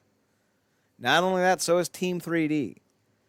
So it's a stacked show already, man. It is. I don't know what Awesome Kong's going to do. She's in her 40s. I don't know what she can do. I'm sure her hips and knees are shot to shit. But maybe not. Maybe she can still throw a clothesline, and you put her with the right talent, and she'll bump. Not Kong, but the talent will bump. And that was Kong's whole shtick was, I throw big moves, you fall down. She was Johnny Cage in Mortal Kombat. This is the part where you fall down. And I have a feeling that what's going to end up happening is Kong's going to face off with Taylor Wilde, because that's a throwback feud. Taylor won her first knockout title by defeating Kong. And then Kylan King will come down, attack Kong. Gail will come out, and it'll become a tag match, and I think that's probably what'll end up happening. They've also announced that Ultimate X and Feast or Fight are coming back, which is interesting because like they just announced that no one's getting fired or let go due to the upgrades. Like I don't know like whose contract is up. You know what'll be now? This will be an old Impact goof. We recently signed Moose to the longest Impact contract, and he's the one that gets fired. All right, but listen, if that happens in the next week, Murray Man debuts. Murray man. I would love that, and it would be great. Marcus, say what you will about Hulk Hogan, but my favorite Hulk Hogan shit of all time was him as Mr. America. Oh yeah, absolutely. Because absolute ass ridiculous in the best way possible. Mm-hmm. So having Moose do that, or like something akin to that, would be hilarious. I would love it. So we have Shelley versus Trey Miguel for the world title. I would have done a different world title match, but whatever. Ultimate X, Feast or Fired, Awesome Kong and Gail Kim return to the ring, as are Bully Ray and Devon. Frankie Kazarian and Tracy Brooks. There's another one. I don't know why Tracy Brooks getting involved is being underplayed. Tracy Brooks is making her return to the ring as well. She'll be taking on Eddie and Alicia Edwards alongside her husband Frankie. So we got two. So we got a mixed tag match. Then we also had the beautiful people, Angelina Love and Velvet Sky, being in action. Maybe they're the ones that Awesome Kong and Gail Kim will face off with. Who knows? The tapings are set to happen in a little over a week on Saturday, September 9th in White Plains, and the episode will air the following Thursday on the 14th. So I'm still hoping for at least one more big thing. I think that would be great. And I don't know when this is happening, but I know Tommy Dreamer is facing off with Kenny King at some point. And I don't know if it's at this taping or what have you, but it's for the I would, digital media title. yeah, and I would imagine 1,000 episodes very much incorporates long before they actually started calling themselves Impact. Um, Yeah, this goes back to when they started doing Impact the TV show in 2004. So it's been a while. Good, because in terms of surprise, we just gonna stick on it. We've only been calling for one thing consistently, or one person consistently for the longest now to come back. Uh, so, Montmus J. Finagle Brown, the fourth. oh man, that'll be. Is that not his name? And also speaking of, God, I want that now, Murray, man. Jeez. His actual name But is if we, Montague, I think. Montaqe. Montague? Montague? yeah, yeah, Montague? that'll be that. But if we could potentially get a Shark Boy sighting, I would love it. Shark. Seriously, so if we're thinking like long term, not long term, but if we're thinking like long term guys within the company, Monty Brown, Shark Yeah. Boy doing a Stone Cold. I wouldn't mind a Mm-hmm. Matt Bentley sighting. That's an old Mm. name. That's an old name for you. ODB, I think, would be fun to see. Depending on Kurt Angle's proximity to the event, Raka Khan. Oh my God, I did not know that was going there. I'm like the way they talk about him in articles, like he's on his last legs. But that's hilarious. Um, and I don't normally root against it, seeing more black talent, but that's Well, speaking of Black Talent, Elite Skipper, hey, I wouldn't mind seeing absolutely. him. Like, really bring it. Just like show up, do your damn thing, and like really fucking bring it. And I think if you And, do that, like and I wish this was the heyday because I don't know if he's still wrestling. I think he's obviously still training, but like talk about like a small man dream match, Leo Rush versus like just like an exhibition, Leo Rush versus Amazing Red. I think would be killer. he's still wrestling, just not a lot. Now, Yeah. if you wanna go full tiny person, hi, how are you? May I add a third member to this idea, which is ironic considering it would also be the third member of Team 3D and Spike Dudley. You have Leo Rush versus Amazing Red versus Spike Dudley. Shortest man gets an inch. Just pops up an inch. No titles, just Yeah, lifts. man. I mean, I don't think you ever tire of seeing a good eight. What am I thinking? I'm gonna say AMW. Um, I would love to you see know, some James Storm and Chris Harris. yeah, yeah. You never complain when you get those guys back together. Like we said, everything with Rude is still up in the air. Good well wishes to him, but Beer Money would be classic. Just Storm in general, I think would be great. Who else would be good? Deciding that maybe potentially, maybe we could get, can we get Hemi on the announcing stick for a night if she could get away from the basketball team? I wouldn't mind that. The Yeah, basketball team that she produced. exactly. Oh, that poor woman. Um, yeah, and she ain't got to worry about nobody putting their crotch in her face, so she'll be fine. Yeah, we Um, could do without Austin Aries. yeah, I think the world could. Let's see. Yeah, that's all right now. Like I said, this is just the stuff they announced, so they might have some stuff in the bag. I mean, they could very much surprise us just in some backstage segments because not all these people we mentioned got to wrestle. You know, just Mm-hmm. some sightings would be good. I didn't think they would go do that thing at Slammiversary a couple years back when we got AJ uh, sending in a video, but that was cool to see. So you know. So speaking of which, we did I did a top 100.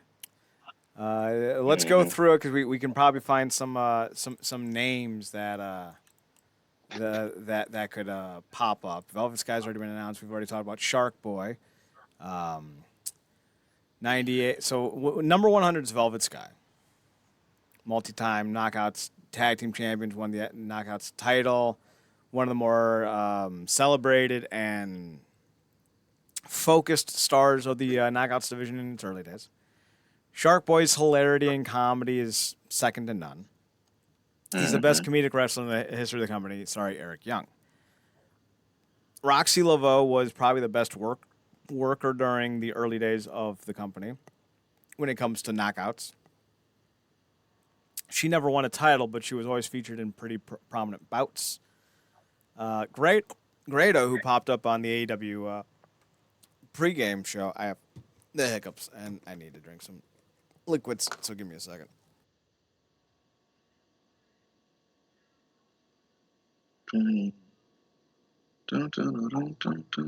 Okay, I'm Some back. more. Hmm.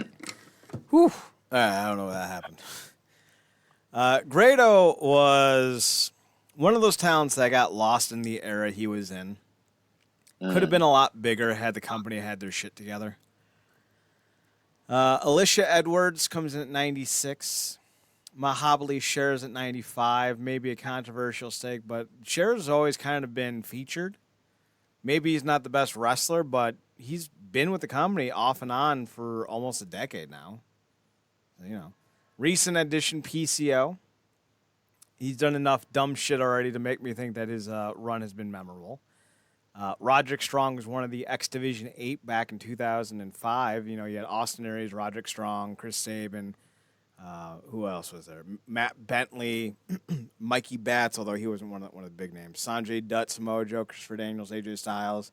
So like you had Alex Shelley. So like you had a really rich X Division. Roddy was definitely one of the bigger names at the time. Mike Bennett did some stuff with the company. Lance Archer, Lance Hoyt. Dustin Rhodes had two not so memorable runs, but his stuff with Raven was pretty good. And of course, even though it was bad, Black Rain was, well, it was there. Sonny Siaki comes in number 89. He was arguably the second or third biggest X Division guy in his heyday behind Styles and Jerry Lynn. Unfortunately, Brian Myers doesn't make the list, but Trevor Lee does. He won the tag team titles with Brian Myers, first during the Global Force Invasion, and then he won the X Division title later on. Sienna was a longtime Knockouts champion. Kid Cash, a multi-time X Division guy and tag team guy. Shout out to Sean Waltman. He was very prominent in three different eras for the company and in its debut. Then again in 2004, 2005. Then again in 2010 when he won the tag titles. I think he's also an X Division champion. Then you have Shane Douglas, more known for his backstage stuff, but he actually had some pretty good matches, and he had one of the more memorable moments in the company when he scalped Raven. I don't know if you remember that. It's a hell of an image. Chris Candido comes in 83. He managed the Naturals after he broke his leg and unfortunately died due to that. His broken leg didn't heal correctly, and when he traveled on a plane, I think there was like an embolism that developed in his knee that ended up killing him, or his leg, I should say, not knee. 82 is Sabu. Never won a title, but his barbed wire massacre match in 2005 still stands among some of Impact Wrestling's best matches ever. Current IWGP champion Sonata's at number 81. He had a nice little run with the company, and his X Division win was greatly appreciated. But the ironic thing was when Sonata won it, it wasn't with some partnership with New Japan. It was with Great Muta's Wrestle One. So we forget about that. Elite Skipper comes in at number 80. He was a big proponent in the early days of the tag team scene. It was really just two teams. It was Triple X and AMW. And that was one of those where Skipper may have been the least of the three to get a shine, but he did shine. And that cage walk at, what is it, Turning Point 04 still remains the top 10 moment in the history of the company. Sanjay Dutt comes in at number 79, former X Division champion. I'm mostly giving him the rub, though, because his partnership and friendship with Jay Lethal, all-time great. And it was some of the best content in 2006, 2007 with those two and Kevin Nash. Believe it or not, Johnny Swinger hasn't won a title, but his segments and sketches have been some of the best in the company. And he's always a reliable person to have on hand for a good 3 to 4 minute segment each week. That may not seem like a lot, but it's really impressive. It's also impressive the way that character is in the context of the area we're in with all the this speaking out movement and stuff. Mm-hmm. He very much walks a fine line of being a I guess you say an acceptable creep in a way. He's a creep light. Yeah. Tommy Dreamer comes in 77. Never won a title with the company, but he's been in some pretty big matches. And even though he's on the older side, his 2 stints with the company have been pretty significant and important. Robbie E comes in at 76. Good X Division champion, better tag team wrestler. I don't know what they're doing with him in NXT, but it's not as good as what they were doing with him in Impact. His run was short, but number 75 is Desmond Wolfe, Nigel McGuinness. He had some real bangers with Kurt Angle. All-time great stuff. And his match with D'Angelo De Niro at, what was that, Against All Odds? Or Destination X, I forget which one it was fantastic. Short run, but impactful. No pun intended. Yeah. 74 is Crazy Steve. He's a former Impact Wrestling Tag Team Champion at least once, maybe twice. And now they're really going gung-ho with him on this heel trajectory, which I'm really excited to see. I think that could be interesting. I love these little inside Impact or between the rope type interviews they've been doing a lot of the time. I did not know he was basically legally blind. Mm-hmm. He's not blind, as people would think, where he lacks the sight at all. To my understanding, his vision is extremely blurry. So he can still wrestle. Like, he can still see things, but he cannot see specific details. And I don't know if he's allowed to drive. I don't think he is. Now, without my corrective lenses, be it contacts or glasses, I'm not legally allowed to drive either. But with my lenses, I see perfectly fine. I don't know if that's his situation. It doesn't sound like it is, because I'm not legally blind. I'm just not allowed to drive a car without having some. I think he said as much in the interview, like he can't actually, drive, and it's a certain form of hell going through airports, which I would have is if you can't, details everything in the airport. So that's crazy, and I would imagine just how he has to navigate that has to be a whole another level of fresh hell. Even if he's been doing it for a while. So, like I said, I appreciate these little interviews that they've been doing. With the talent, as well as those great video diaries that they've been doing with the stuff. So they doing a good job covering bases. And like you said, if this is putting him on a heel trajectory, that's great, because he's definitely been somebody that I think should be put in some better positions. Because I think I also think he should have got a title run with the X Division championship. But maybe that's potential on the horizon. But he's definitely a talent that deserves more attention. Damn you, Trey Miguel. Now, this one may be a little controversial, but you have to be there to know. 73 is CM Punk. Early days of TNA. He was involved in one of the bigger early stables, which was The Gathering, which also featured Alexis Leray, a.k.a. Mickey James. And he had some pretty memorable moments with and against Raven. Now, to be fair, CM Punk and Raven's best matches did not happen in TNA. I think one of them happened in Ring of Honor, so like check that out if you can find it. But CM Punk was pretty influential in early TNA, and his departure also equally influential because this was at the same time when Ring of Honor had lost their owner, Rob Feinstein, who was apparently busted by, I think it was like perverted justice or something like that, for trying to get with an underage boy. And the company got a new ownership group, or someone else took over. I forget who. And Punk decided to be loyal to the new owner because TNA wanted everyone who was working with Ring of Honor to distance themselves. And Punk's like, listen, I want to work with you guys, but like the new guy taking over is somebody I trust and I have faith in, and I'm not going to just stand him up over somebody else's actions. And so TNA cut ties with CM Punk, and I think Punk and Styles and Punk and Teddy Hart, who are both in TNA at the time, had issues with one another. So it was one of those situations where it's like, yeah, Punk was a very interesting prospect at the time, but they're like, we can move on without you, and they did. Brooke Tessmacher comes in at number 72. Most of the reason she made the list was because of the fact that she had some pretty good knockout title matches, including the one where she won it. But also, I'd be remiss by saying it wasn't because of her butt. She had a great butt. Yeah, she good butt stuff. She that was a big part of the thing. But she also is somebody that went from being, that backstage test marker with Bischoff to Mm-hmm. actually visually improving Mm-hmm. in the ring. So kudos to her. She definitely had a run. So yeah, she glad to see she made the list. Speaking of great butts, Rockstar Spud makes the list, number 71. I'm so Um, glad I show you that doggone clip with the humping. Oh yeah. man. So Shark Boy may have been the best comedy wrestler, but Spud was the better wrestler and was involved in some of the better segments where they happened to be comedic. But he was just a really great accessory to EC3, and the feud they had.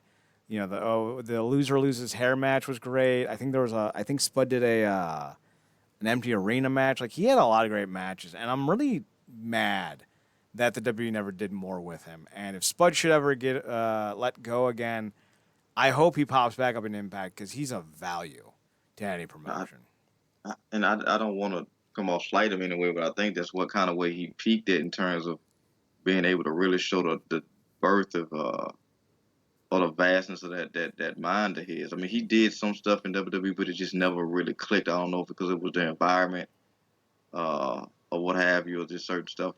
It's over at a certain times, but you know, the the level of linchpin that he made himself for that whole Dixie stable, you'll never get the credit for like the suits, the the like you said, the comedic stuff, then evolving to what he did, with EC3 and being a legitimate, credible talent in the ring.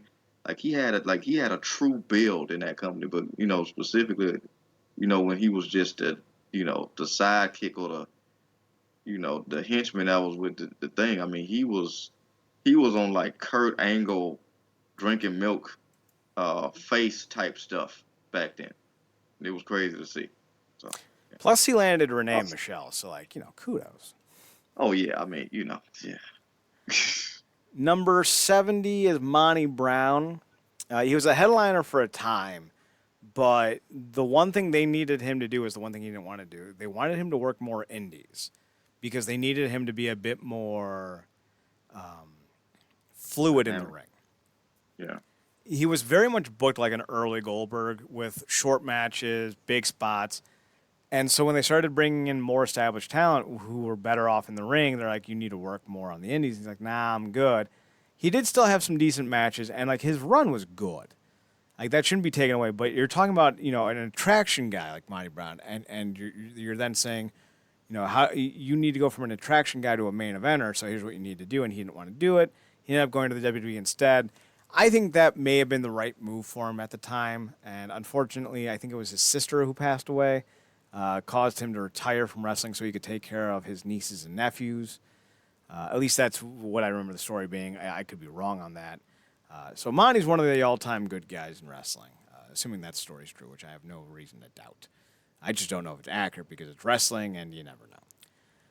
69 is Matt Morgan. Not so nice, but he's a good dude. Had a few good tag team runs, and his singles run in 2009, especially his match with Kurt Angle at Bound for Glory, was really good. They really put the rocket to him, and for whatever reason, with the changeover in companies and executives, he got lost by the wayside. You're going to love this one. 68 is D'Angelo De Niro, both as a wrestler and as a commentator. One of the better all-time great voices to ever don the company. And also, as far as an in-ring talent goes, dude was money. And so much so that they contemplated putting the belt on him at one time in early 2010, but opted not to when they knew that Rob Van Dam was coming in. So, damn it. Number 67 is Matt Bentley, nephew or cousin of Shawn Michaels. I forget which one.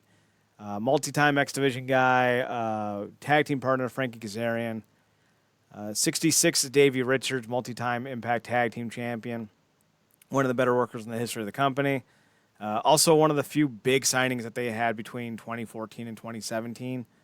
I think it was like him, MVP, I think Lashley, and that was like really it. And Eddie, of course, Eddie Edwards. 65 is Taryn Terrell, Brooke Tessmacher, but blonde. Her matches with Gail Kim and several other women stole the show, especially when she beat Gail Kim in, what was it, 2012, in that street fight where she did the cutter off the ramp. Damn, that was impressive. She's another one that really grew, real similar to Tessmacher. Like if Tessmacher had it in the back, she definitely had the rack. But but yeah, it was really cool to see those two in particular, particularly Taryn. Like, and kudos again to Gail Kim, man, because she didn't have to be as giving as she was, man. But that's really compliment of just how talented she is, and she's just equally as giving. And she really elevated that girl to a whole nother level. And you got to give credit to Taryn as well. And also, I think her background in stunts helped her be even more fearless in those situations. But yeah, that's the all-time women's match in that company. Mm-hmm. ODB comes in at 64, multi-time Impact Knockout Champion and Tag Team Champion as well. One of the bigger personalities of all time, and one of the few women to actually get featured in the 2009 Frontline Main Event Mafia War. Angelina Love comes in at 63. Same situation with Velvet Sky, multi-time Tag Champ, multi-time Knockout Champ. One of the bigger stables of the early days with the beautiful people. Kenny King comes in at 62, the KIN King.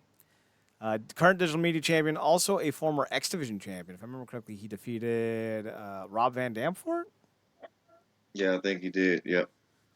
Huge wins. Then, of course, he was involved in the Honor No More stable. He's been quietly building a resume. It's not anything that, if you were to look at the historical significance of each moment, that he would rank on. But he's building a resume. And the longer he's in Impact this time around, the better the resume will be. 61 is Jade, a.k.a. Mia Yim. I'm not going to call her that name that she calls herself now because it's stupid. Homicide comes in at number 60. Jade makes the list because of her feud with Rosemary and her involvement with Taryn Terrell. Both big moments. And Homicide, obviously, with LAX. Now, this isn't a tag team list, or Homicide would be a lot higher. His singles run left a lot to be desired, but he was with a lot of big groups. He was with the BDC. He was with LAX. So he's always been around and always been a viable hand. 59 is Tara. Didn't have a long run compared to some of the other women, but her run was significant and impressive. And the fact that she came back, what was it, this year? At like 53 and looked as good as she did. Testament to her as a talent, I tell you what. Multi-time knockout champion, some of the better matches too. Brief run comparatively, but Pentagon, former Impact World Champion, multi-time tag team champion. I don't think he won the X Division title, but dude was legit for the company, and had he stuck around, I think he would have been the face of the brand for a few years, truthfully. Doug Williams in at 57 as a worker, tag team wrestler, fantastic. Booker T, big name, 56. He held the Legends title and the tag team titles with Scott Steiner. One of the greatest all-star tag teams of all time, just in terms of like Yeah, like resumes, not like as performers necessarily, but as resumes, and fantastic. an all time moment. The man commentated himself into a match. Yes, he did. Yes, he did. Johnny Impact comes in number 55, world champion. I think he was an X Division champion at one point. Main evented a few big shows, significant. Madison Rain, the highest ranking of the beautiful people. She makes it 54 for her contributions. Amazing Red, 53. He even when AJ Styles on the roster, Amazing Red was the name that everyone heard in 2003 and four. He was the Rey Mysterio of the company for a while. His knees really held him back. He came back in like 2008, 2009, won the X Division title again. Significant and serious talent hindered by injuries. P.D. Williams comes in at number 52, the Master of the Canadian Destroyer, which was invented by Scott D'Amore apparently.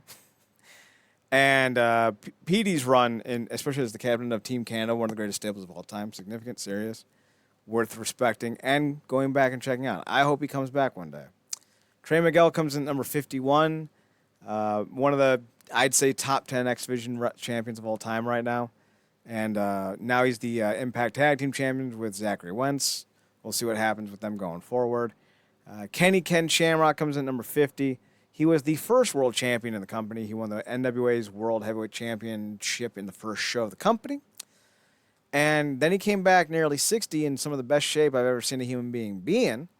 And despite having bad knees, still put on some great performances despite his limitations.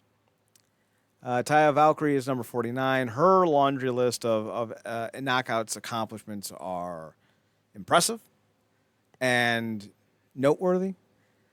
I would say the only thing holding her back is some of her matches weren't as great as they could have been, and that's either because of her or the talent she worked. But like, I can't think of like, oh yeah, remember that one Taya Valkyrie match? No. The accomplishments and the segments, great personality, definitely. Taylor Wilde, number 48. If you're only aware of her modern stuff, maybe you wouldn't see it, but she was one of the first tag team champions in the Knockouts division. She was one of the first women's world champions in the Knockouts division. She defeated Awesome Kong for the first time, I think. She's got a respectable laundry list of accolades that should be respected. Austin Aries comes in number 47. He's got all the gold, but none of the sense. Here's the thing that really pisses me off about Austin Aries. He was known as Austin Starr in 2006 for a brief time, and had he ran with that gimmick, he would have been huge. But apparently, he didn't realize that he didn't have much of a personality, and this would have helped him. And instead, he was pushed mostly because of wantalaitis. He went to the doctor. The doctor told him, "Sorry, sir, you have absolutely no charisma." What? I went to the witch doctor, and he told me what to do. He said, "Don't stick your crotch in people's faces. You're gonna get suspended." Oh man. Yeah. Speaking of getting suspended, never happened to Loki, but not for lack of trying. Uh, he was always one of the more entertaining wrestlers when he wasn't trying to dress up like a Nintendo character. Sorry, the Hitman is not a Nintendo character. I was being facetious. But his most memorable moment may have been when Drew McIntyre debuted and cracked him in the back of the head, and Loki wanted to legit fight him. One of the best wrestlers in the history of the company, and his stat line is remarkable, That truly remarkable. that's hilarious. I never knew that story. About the low key Drew McIntyre bit. Yeah, never heard it, never knew it. But I've seen Loki's matches, and like whether he's holding back or not, his kicks look ice bath worthy. Um, So I don't but remember who it was against Marcus. It was like maybe like Dragon Gate USA or what have you. He was facing somebody, and he hit his rolling like front kick to start the match, yeah, and he legit knocked the guy out. So Loki smacks him around, tries to wake him up to continue the match. And I remember not agreeing a lot with Jim Cornette, but I remember Jim Cornette saying this: if you accidentally knock somebody out, you just pin him, make yourself look good because the match is already fucked anyway. You might as well get something good out of it. And I was like, yeah, that's what Loki should have done. But now that being said, if yeah. Loki can still go at all, because he's like in his early to mid 40s, I would love to see him versus Speedball. Oh, I think that's that'd be yeah. dope. I mean, Speedball ain't missed yet. No. even with guys that's very much below him. He just recently tore it up with Angel. I think that was Hmm. on the Emergence pre-show. So that's yeah, they got to put Mikey in a position to get a big title win soon. But yeah, that's crazy. Low key versus like, and I don't know what Drew's skill set is outside of wrestling in terms of combat, but he ain't no little guy. So him and low key going at it, that'll be something to see. Drew had a 20-inch steel pipe in his hand. Fuck your karate. Or as our boy Hannibal Kane would say, "Fuck your cat head." Uh, that's Ryan Reynolds' character, yeah? Hannibal Yeah, Kane? Hannibal Kane. Yeah, Yeah, okay. Hannibal. Fuck your Uh, cat head to look alive. Number 45 is the biggest Y, Jay Lethal. Mostly versus Black Machismo Run, which is still one of the greatest characters in the history of pro wrestling. 43 is Jerry Lynn. I don't know if he was the second X Division champion, but he was one of the first five. I remember that much. Because I think Waltman had it for a bit. I want to say Loki had it for a bit. I think Lynn had it for a bit as well. He also had some great feuds with not just Styles, but with Chris Sabin and then later Rob Van Dam when he came into the company as well. Then we have Ace Austin at 43. As an X Division and tag team guy, I think he's one of the best, and he's been loyal to the company, and he's got the charisma needed to take the step. I just think he needs the gimmick to do so. Number 42 is going to shock some people, Kevin Nash. Considering his age, he had arguably his best crop of matches in his career in this company. Whether it was with Jeff Jarrett in Destination X '05, or whether it was his stuff with Angle and Joe. He had a lot of great moments I think people sleep on at times, and Nash's run in the company is seriously better than people realize. Nash, yeah, yeah, and I was just it was funny because every time the Punisher comes on, I got to watch it. And it's still like that story. Like I didn't, you almost don't realize maybe it's because it's the TV and what it does. I mean, obviously he's always been the big man and stuff, and Kevin's huge, but he was on it like he looked like the Shredder at the end of the second Turtles movie when Because he that was in is the Punisher. Nash. Yeah, that, yeah. Thanks. Yeah, nah, right. Damn, that is Nash. But it's crazy because I had to think about that story. Like apparently he got legitimately stabbed in that scene Yeah, when he was fighting. I'm like, yo, Nash that's deserves more credit than he gets, man. I tell you, I'll tell you that much. that's crazy. 41 is Mickey James from her run as Alexis Lorraine all the way up to her current last rodeo. Mickey has Yeah, been monumental for this company. 40 is Matt Hardy. Not for his world title win, which was or his cold blooded era, which we could all forget. But I would argue that his broken universe may have single handedly kept the company alive. So yeah. that's And significant. if you were watching back then, you won't debate it. No, no, it was rough. Ron Killings comes in number 39. He was the first ever black African, or not black African, Jesus. He's not, technically, he's not African. He's American. He's black. So that would have been redundant and stupid. He's the first black NWA World's Heavyweight Champion of all time. And even though he had the belt for twice, they were never great runs. He, as a heel in the early days, was maybe the most compelling thing you could see, not only because of his work, but because of the dichotomy that it showcased. Basically, he just said, "You guys are racist and you hate me because I'm black," and then they booed him, and he goes, "So I'm right." Yeah. Oh my God. Watching them earlier NWA pay-per-views, I'm like, this is again. He got something on somebody. Because this bastard refuses to age. And He did not hold back with those promos. Like he addressed race right off the bat, and it was impressive. Plus his like, run with the but Three Live Crew.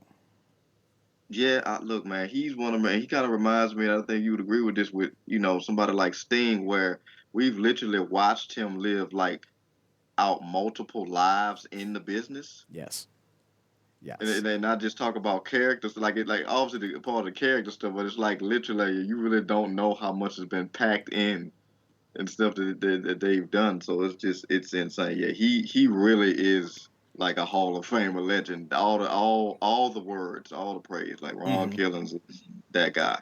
He is. Rob Van Dam comes in at number 38, world champion, X Division champion. Made it a bunch. Had a really great run when he came back. What was that? 2011, not 2011, 2021, 2019, somewhere in there. When they were doing that stable with him, Katie Forbes, Joey Ryan, and I forget who else was there. And then Joey Ryan fucked it all up for everyone because he's a creep. Mr. Anderson comes in at number 37, multi-time world champion, one of the bigger assets to the Aces and Eights storyline, some of the best promos in the history of the company. I still do the "Let's go Hardy." He's 2010. Mr. Anderson was on another level. If there was a steroid for promos, he was taking it because he was phenomenal. There is. It's called cocaine. Number 36 is Daniel Perazzo, arguably one of the better, if not the best, all-around in-ring talent the Knockouts division has ever had. Repping for the Italians, love that. Frankie Kazarian comes in at number 35, longtime wrestler for the company, left for a while to go to Ring of Honor, then to AEW. His accolades are significant. It's a great match with Christian Cage in, what was it, 2007 Genesis, in a ladder match that he ended up winning, and they were this close to pulling the trigger on him being a world champion, and they didn't, and it was stupid. His longtime running buddy, Christopher Daniels, comes in at number 34. Again, accolades out the wazoo. Matches and feuds with AJ Styles and Samoa Joe solidified him as an icon in the company. Should be in the Hall of Fame one day. We'll see how long it takes for that to happen. 33, a little controversial, Rhino. Not that he shouldn't be on the list. He absolutely should be. But ahead of Daniels and Kazarian, I would say yes. When you look at how long his run with the company's been, he came back in, what was it, 2019 and fucked up Michael Elgin. We'll never not be happy about that.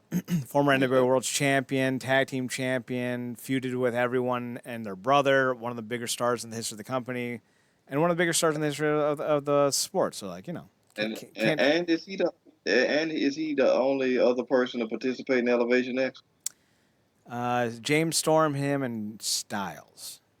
Gotcha, but yeah, that puts him in a unique category along with the fact that he went for a gore, although being probably the most I'm not gonna say safest goal, but by no means intended to be truly devastating. But yeah, So he's undefeated in Elevation X. He beat both Storm and Styles, but he also had one of the bigger moments in the history of the early days of the promotion when they were in Spike when he gored Abyss through the set. So like the accolades for Rhino are there. You just have to remember which as them. a long time Impact fan, you getting something off like that on Abyss during those days, that was a big deal. Shane Douglas jumping back in shock, still one of the funniest things in the world. Number 32 is Scott Steiner, few-time tag team champion, won the Feast or Fire World and X Division title, and dubbed P.D. Williams Maple Leaf Muscle, which, fun story, I think I told you this. I thought it was the greatest insult that Scott Steiner could come up with, and I didn't know why P.D. Williams was with him because Scott Steiner, when he spoke, he has that Michigan draw a bit. And I always thought he was calling P.D. Williams make-believe muscle. And I'm like, wow, that is so mean. Yeah, P.D.'s ripped. Like, what are we doing? yeah, and for that to spawn Little PD Pump, which was a great pocket of time for Peter Williams to do something different. Plus, And talk, the yeah, the math promo. yeah. Look, so we talk about comedic characters. You talking about like guys like all the Curry Mans and the Stone Cold Shark Boy and all that. And EY to a certain extent, certainly early on. But somebody like Scott Steiner being so unintentionally hilarious, probably one of the funniest characters in all of TNA's history, Yes. with that epic fail but great promo of the Steiner math and just his obliviousness during the end of the main event. Like to this day, he still don't know. He still to this day, he still don't get it. And like talking about Impact 1000, it would be so great to see him, Petey come back to do one last like little Petey pump with like with grace. Mm-hmm. Like just the Swole Brigade versus like some random other threesome, like maybe the Good Hands or something. That would be cool. But yeah, that Scott Steiner is. This chef's kiss in most situations. Not to mention this last time he was there riding with, was it Josh Matthews? He was saying, Well, I think the last time he was there, he won the tag titles with Eli Drake, LA yeah, Knight. But before that, Eli. he had a match with Josh Matthews against Jeremy Borash and Joseph Park, Oh where my where God. Shark Boy bits who was it, Josh or Scott Steiner on the ass. And I think he came out of a pool, which Mm-hmm. again, this was during that era. I think was this during that broken era because they was just the Borash was putting in work Yeah, he was. with the stuff they was putting together. But Jesus, yeah, but this guy's down there, yeah. Even if you never catch the old stuff with his brother, just his running impact alone is something to watch. Awesome Kong comes in at number 31. Had some of the bigger matches in the start of the knockouts divisions. While Gail Kim was the first champion and solidified the division for the work rate, she was the first linchpin that you could point to as like she was the obstacle. You had to beat her, and Hmm. that's worth a lot. Tessa Blanchard makes it at number 30. I know that's not going to make a lot of people happy, but Knockouts champion, world champion, she was a big player for about 4 years with this company, and you can't ignore that, even if you try so many times. 29 is Rich Swann, tag team champion, world champion. Still to this day, one of the more impact branded guys. He came in after getting fired from the WWE, and he's been arguably the most reliable guy with the company for a while now. Yeah, man. What I don't remember what he's been up to recently though. I'm gonna have to look this up. He's been primarily back with Callahan doing some tag stuff. That's right. That's right. OV. That's what they're Yeah. doing. Mhm. Then at number 28, you have L.A. Knight, Eli Drake, whatever you want to call him. Just don't call him late to dinner. I'm so sorry. That was stupid. Great athlete. Phenomenal guy. When the Anthem changeover happened, he ended up becoming the face of the company for a little bit. Should have been a lot longer. I forget who he lost the belt to. Was it Austin Aries? Or was it no, it was Alberto, right? I can't Yeah, it remember was now. Alberto. Yeah, I think it was Alberto. We're gonna Google this real fast because I needs to know. If it don't matter, Pete, why do you need to know? Because It's don't talk to crazy. me, brother. It's I just crazy. need to know, It's crazy that he debuted with the Rising. right? With Micah. My God. So he won a gauntlet at Impact last beating Eddie Edwards. He held it for 146 days before losing it to Austin Aries, which is unfortunate. Number 27 is EC3. He should have been a lot higher. These three names right here: Eli Drake, EC3, who was the face of the company for a while. Now, granted, he got screwed hard because he won the Impact or the TNA World Title the day before Slammiversary, and it aired after Slammiversary. This was 2015, so that was some shenaniganry that they really fucked around with. Should have been a lot bigger than he is now. He's the NWA World's Heavyweight Title, but his segments, his charisma, his personality, his storyline, all great. But also number 26, Nick Aldis. Those three dudes should have been, the next AJ Styleses.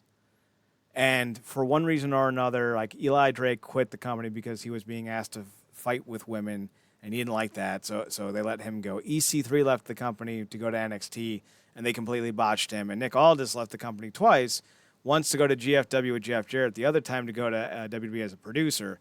So like they're not making great decisions for their legacies. Maybe financially, sure, but not for their in-ring stuff. Number 25 is Jordan Grace. With her rejoining the company, I would have a hard time not seeing her crack the top 20 if she gets another run with the title, especially if she restarts her feud with Deonna Purrazzo. Her run with the companies so far has been spectacular, and she's gone from little thick mama to big mama. So she's Yeah. she's the prototypical wrestler that you point to when you talk about body evolution. Absolutely. Her stuff has been brilliant. I do think, since she's back, that she do needs to reignite it with Deanna, get her some wins, because I don't think she's beaten that girl yet. Nope. And if she has, I don't remember it.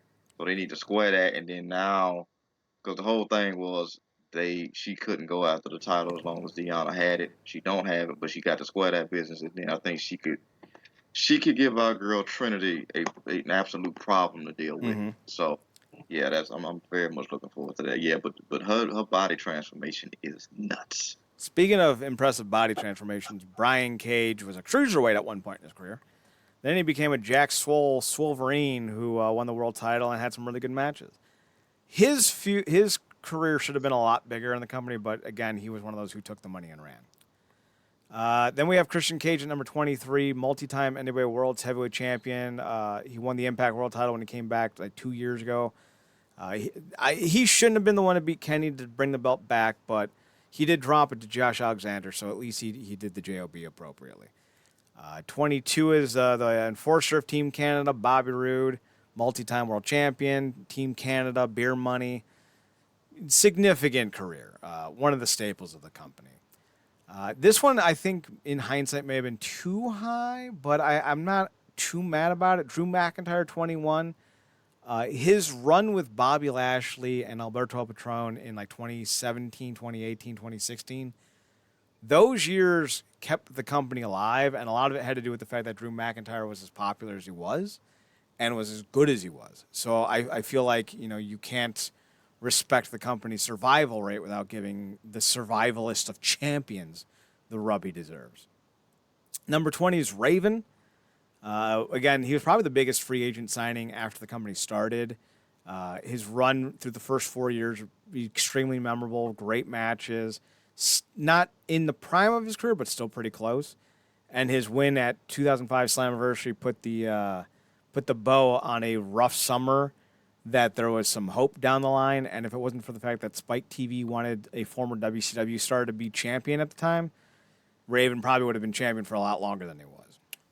Number 19 is your boy, Moose. He comes in, world champion, grand champion. I think he was I don't think he was an X Division champion. He's been one of the more modern day all-stars of this company, and he's more than earned his spot where he is. Yeah. Number 18 is the current world champion, Alex Shelley. Yep. Not just for his world title win, although it is impressive, but also because of his X Division win, his tag team title wins, his stuff with Planet Jarrett in 2006, his stuff with Kevin Nash, where Kevin Nash, bold-faced with his whole chest, as the kids say, said to Shelley, "I drew more than Hulk Hogan and Stone Cold combined." It was facetious, but it was great. You know what that line is, right? What? Something, something, something. We have more guns. Oh, yeah. We don't have bigger guns. We all have more guns. Yeah, that's a Punisher quote. Number 17 is Eric Young, world champion, X Division champion, not Cuts Tag Team champion. Super Eric, Don't Fire Eric. Dude's had a long run and was at one point the best draw they could come up with in like 2014, 2015, because he was hosting 2 different shows on the network their promotion aired on. That is a sign of value right there. Eric, talk about another person who's feels like he's lived multiple lives in one company, and it's been crazy to witness. But yeah, that time when he was champion, I'm like, he's the champion. He ended that horrible reign of Magnus at the time. So that was a plus.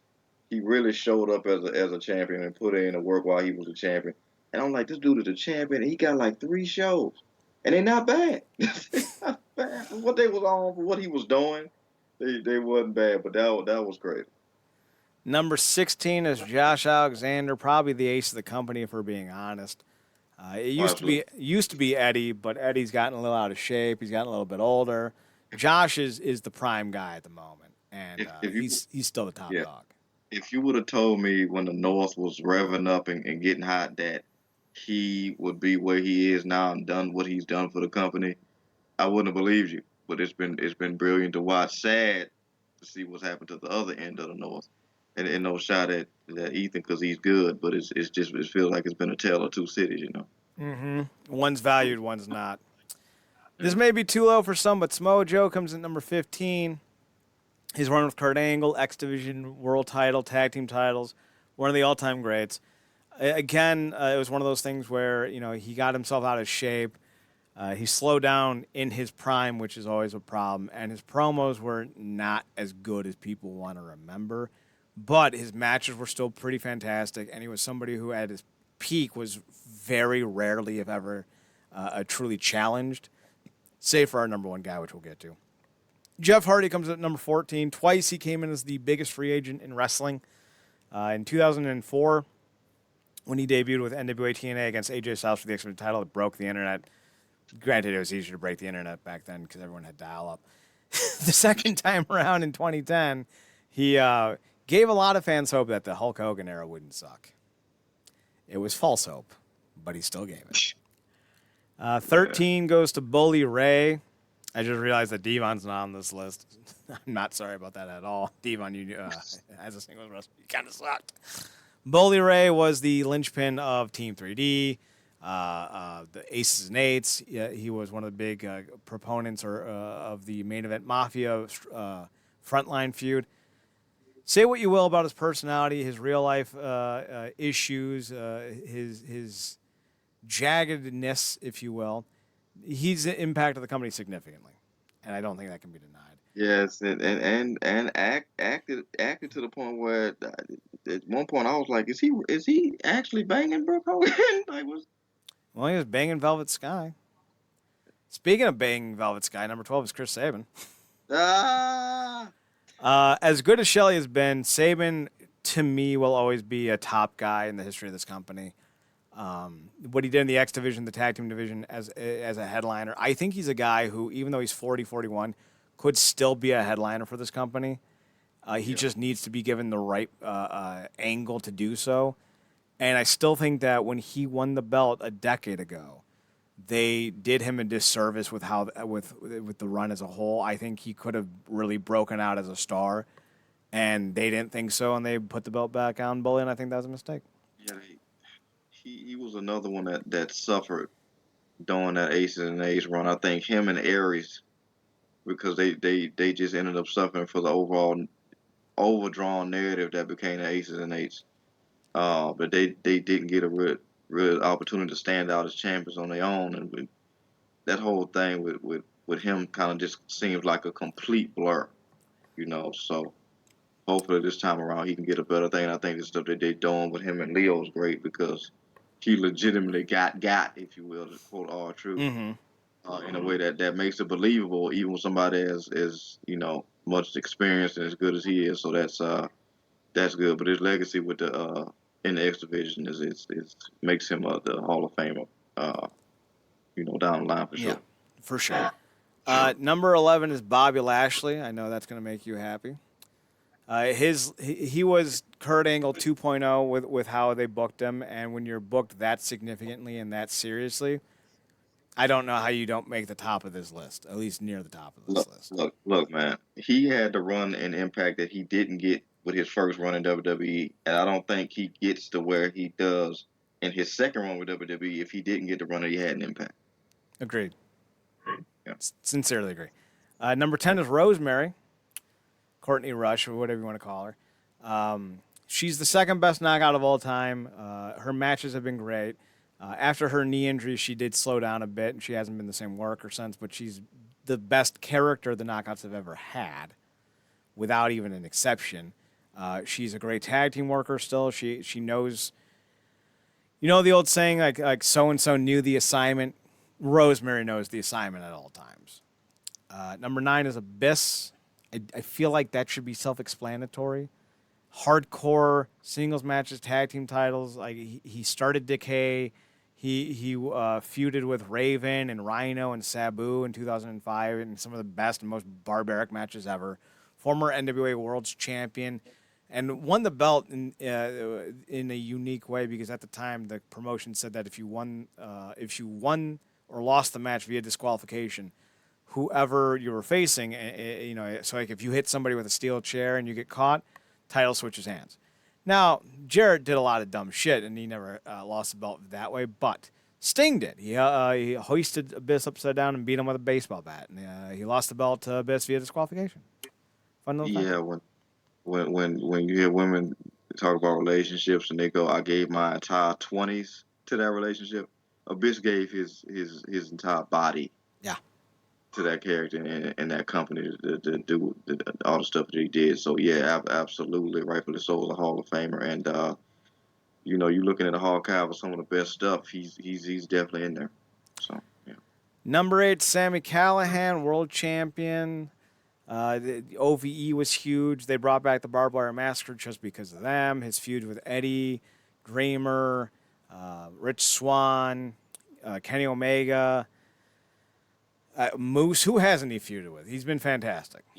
he's been as dedicated to the company as the likes of Moose, as the likes of Eddie Edwards, Rich Swann. He's right there.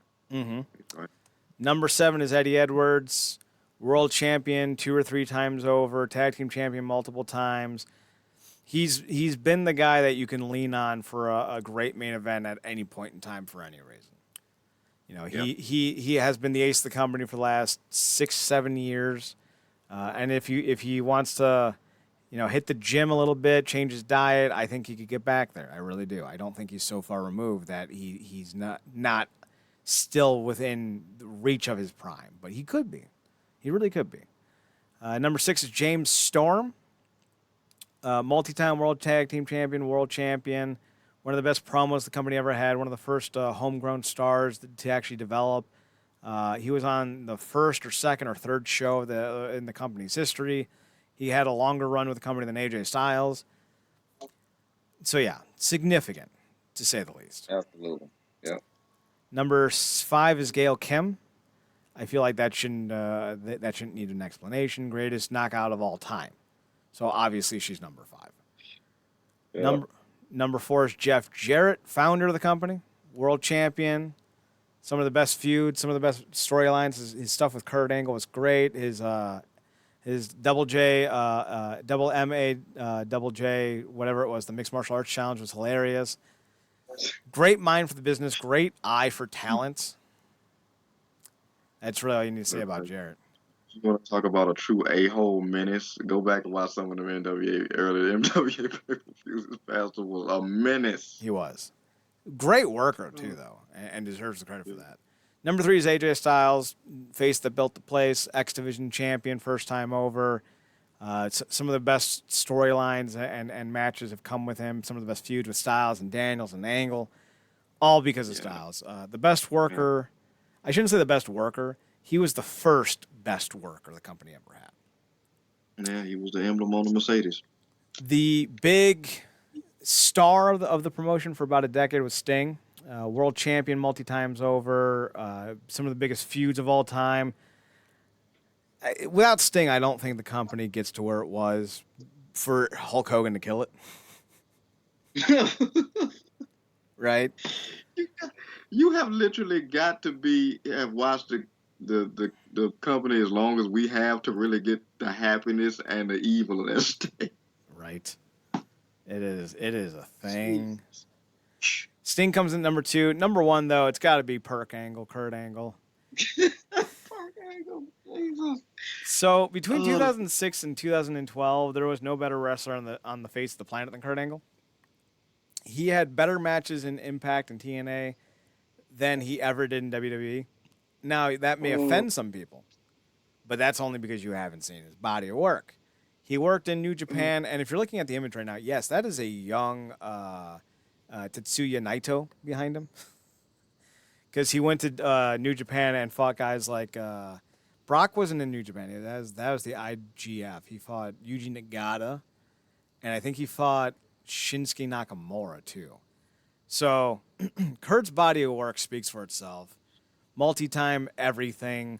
One of the best tag teams of all time with AJ Styles. One of the best X Division matches with Jay Lethal. One of the best world title runs of all time, multi-times over. Booked and put over so many top guys. He just truly is one of the best to ever grace the business. I mean, even when he got to his absolute kind of worst in terms of his in-ring and impact, and all he could do was angle slams, ankle locks, and some suplexes, he was still putting on bangers. Mm-hmm. I agree. Like he was exclusively doing three sets of moves and he was still putting on bangers with guys like Galloway and Lashley and other names, what have you. He's another one, much like Sting. And I mean, you got. I mean, this is a damn good list, but this top 10 specifically, these two, because they dedicated so much of themselves to the company, and rightfully so, because they really were like a true benefit. But Angle, like what he started out, in, I think 2006 when they were sent him to ECW, and he had that mouth guard in, and he was just killing people.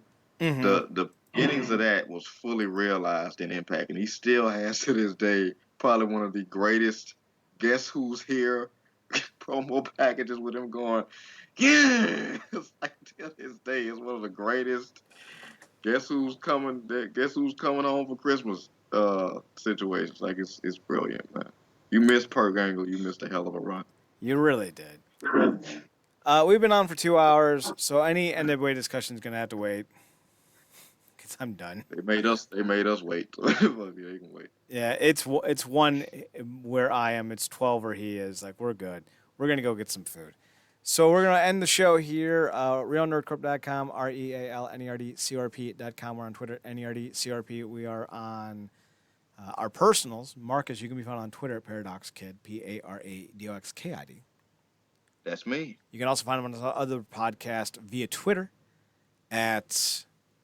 Why am I thinking of One Piece right now? It's The True Penny Show. TruePennyShow. That's The True Penny Show on Twitter. Check them out. All their shows get uploaded to Twitter. You can find the links there. You can find me on Twitter at ChadNerdCorp, ChadNerdCorp, and on the Instagram at Chad's Photo Hut, ChadSphotoHut. The website's Twitter is NERDCRP. You can also find us next Monday here on twitch.tv/Wrestling Underground, I think. We got to change the banner because like all of that is wrong. We're not on Podbean anymore. Got to get rid of that. You can we'll be back next Monday. We'll cover more Impact stuff. We'll look at some more NWA updates. Maybe we'll look at MLW because I think they got a show coming up either this week or next. We'll talk about that. Willie Mack versus Alex Kane. Marcus, I think you're going to enjoy that whenever it airs. Might be Mac's first real world title. We'll see how that goes. I don't think it's going to be, though. So tune in next Monday as we talk about more of the wrestling you wish you watched instead of the WWE and AEW drama of it all. So thanks for tuning in. Thanks for checking us out. Thanks for giving us a chance. Remember, as always, to watch more wrestling. I almost forgot our fucking slogan. For Marcus Green, I'm Chad Pardo. Marcus, take us home.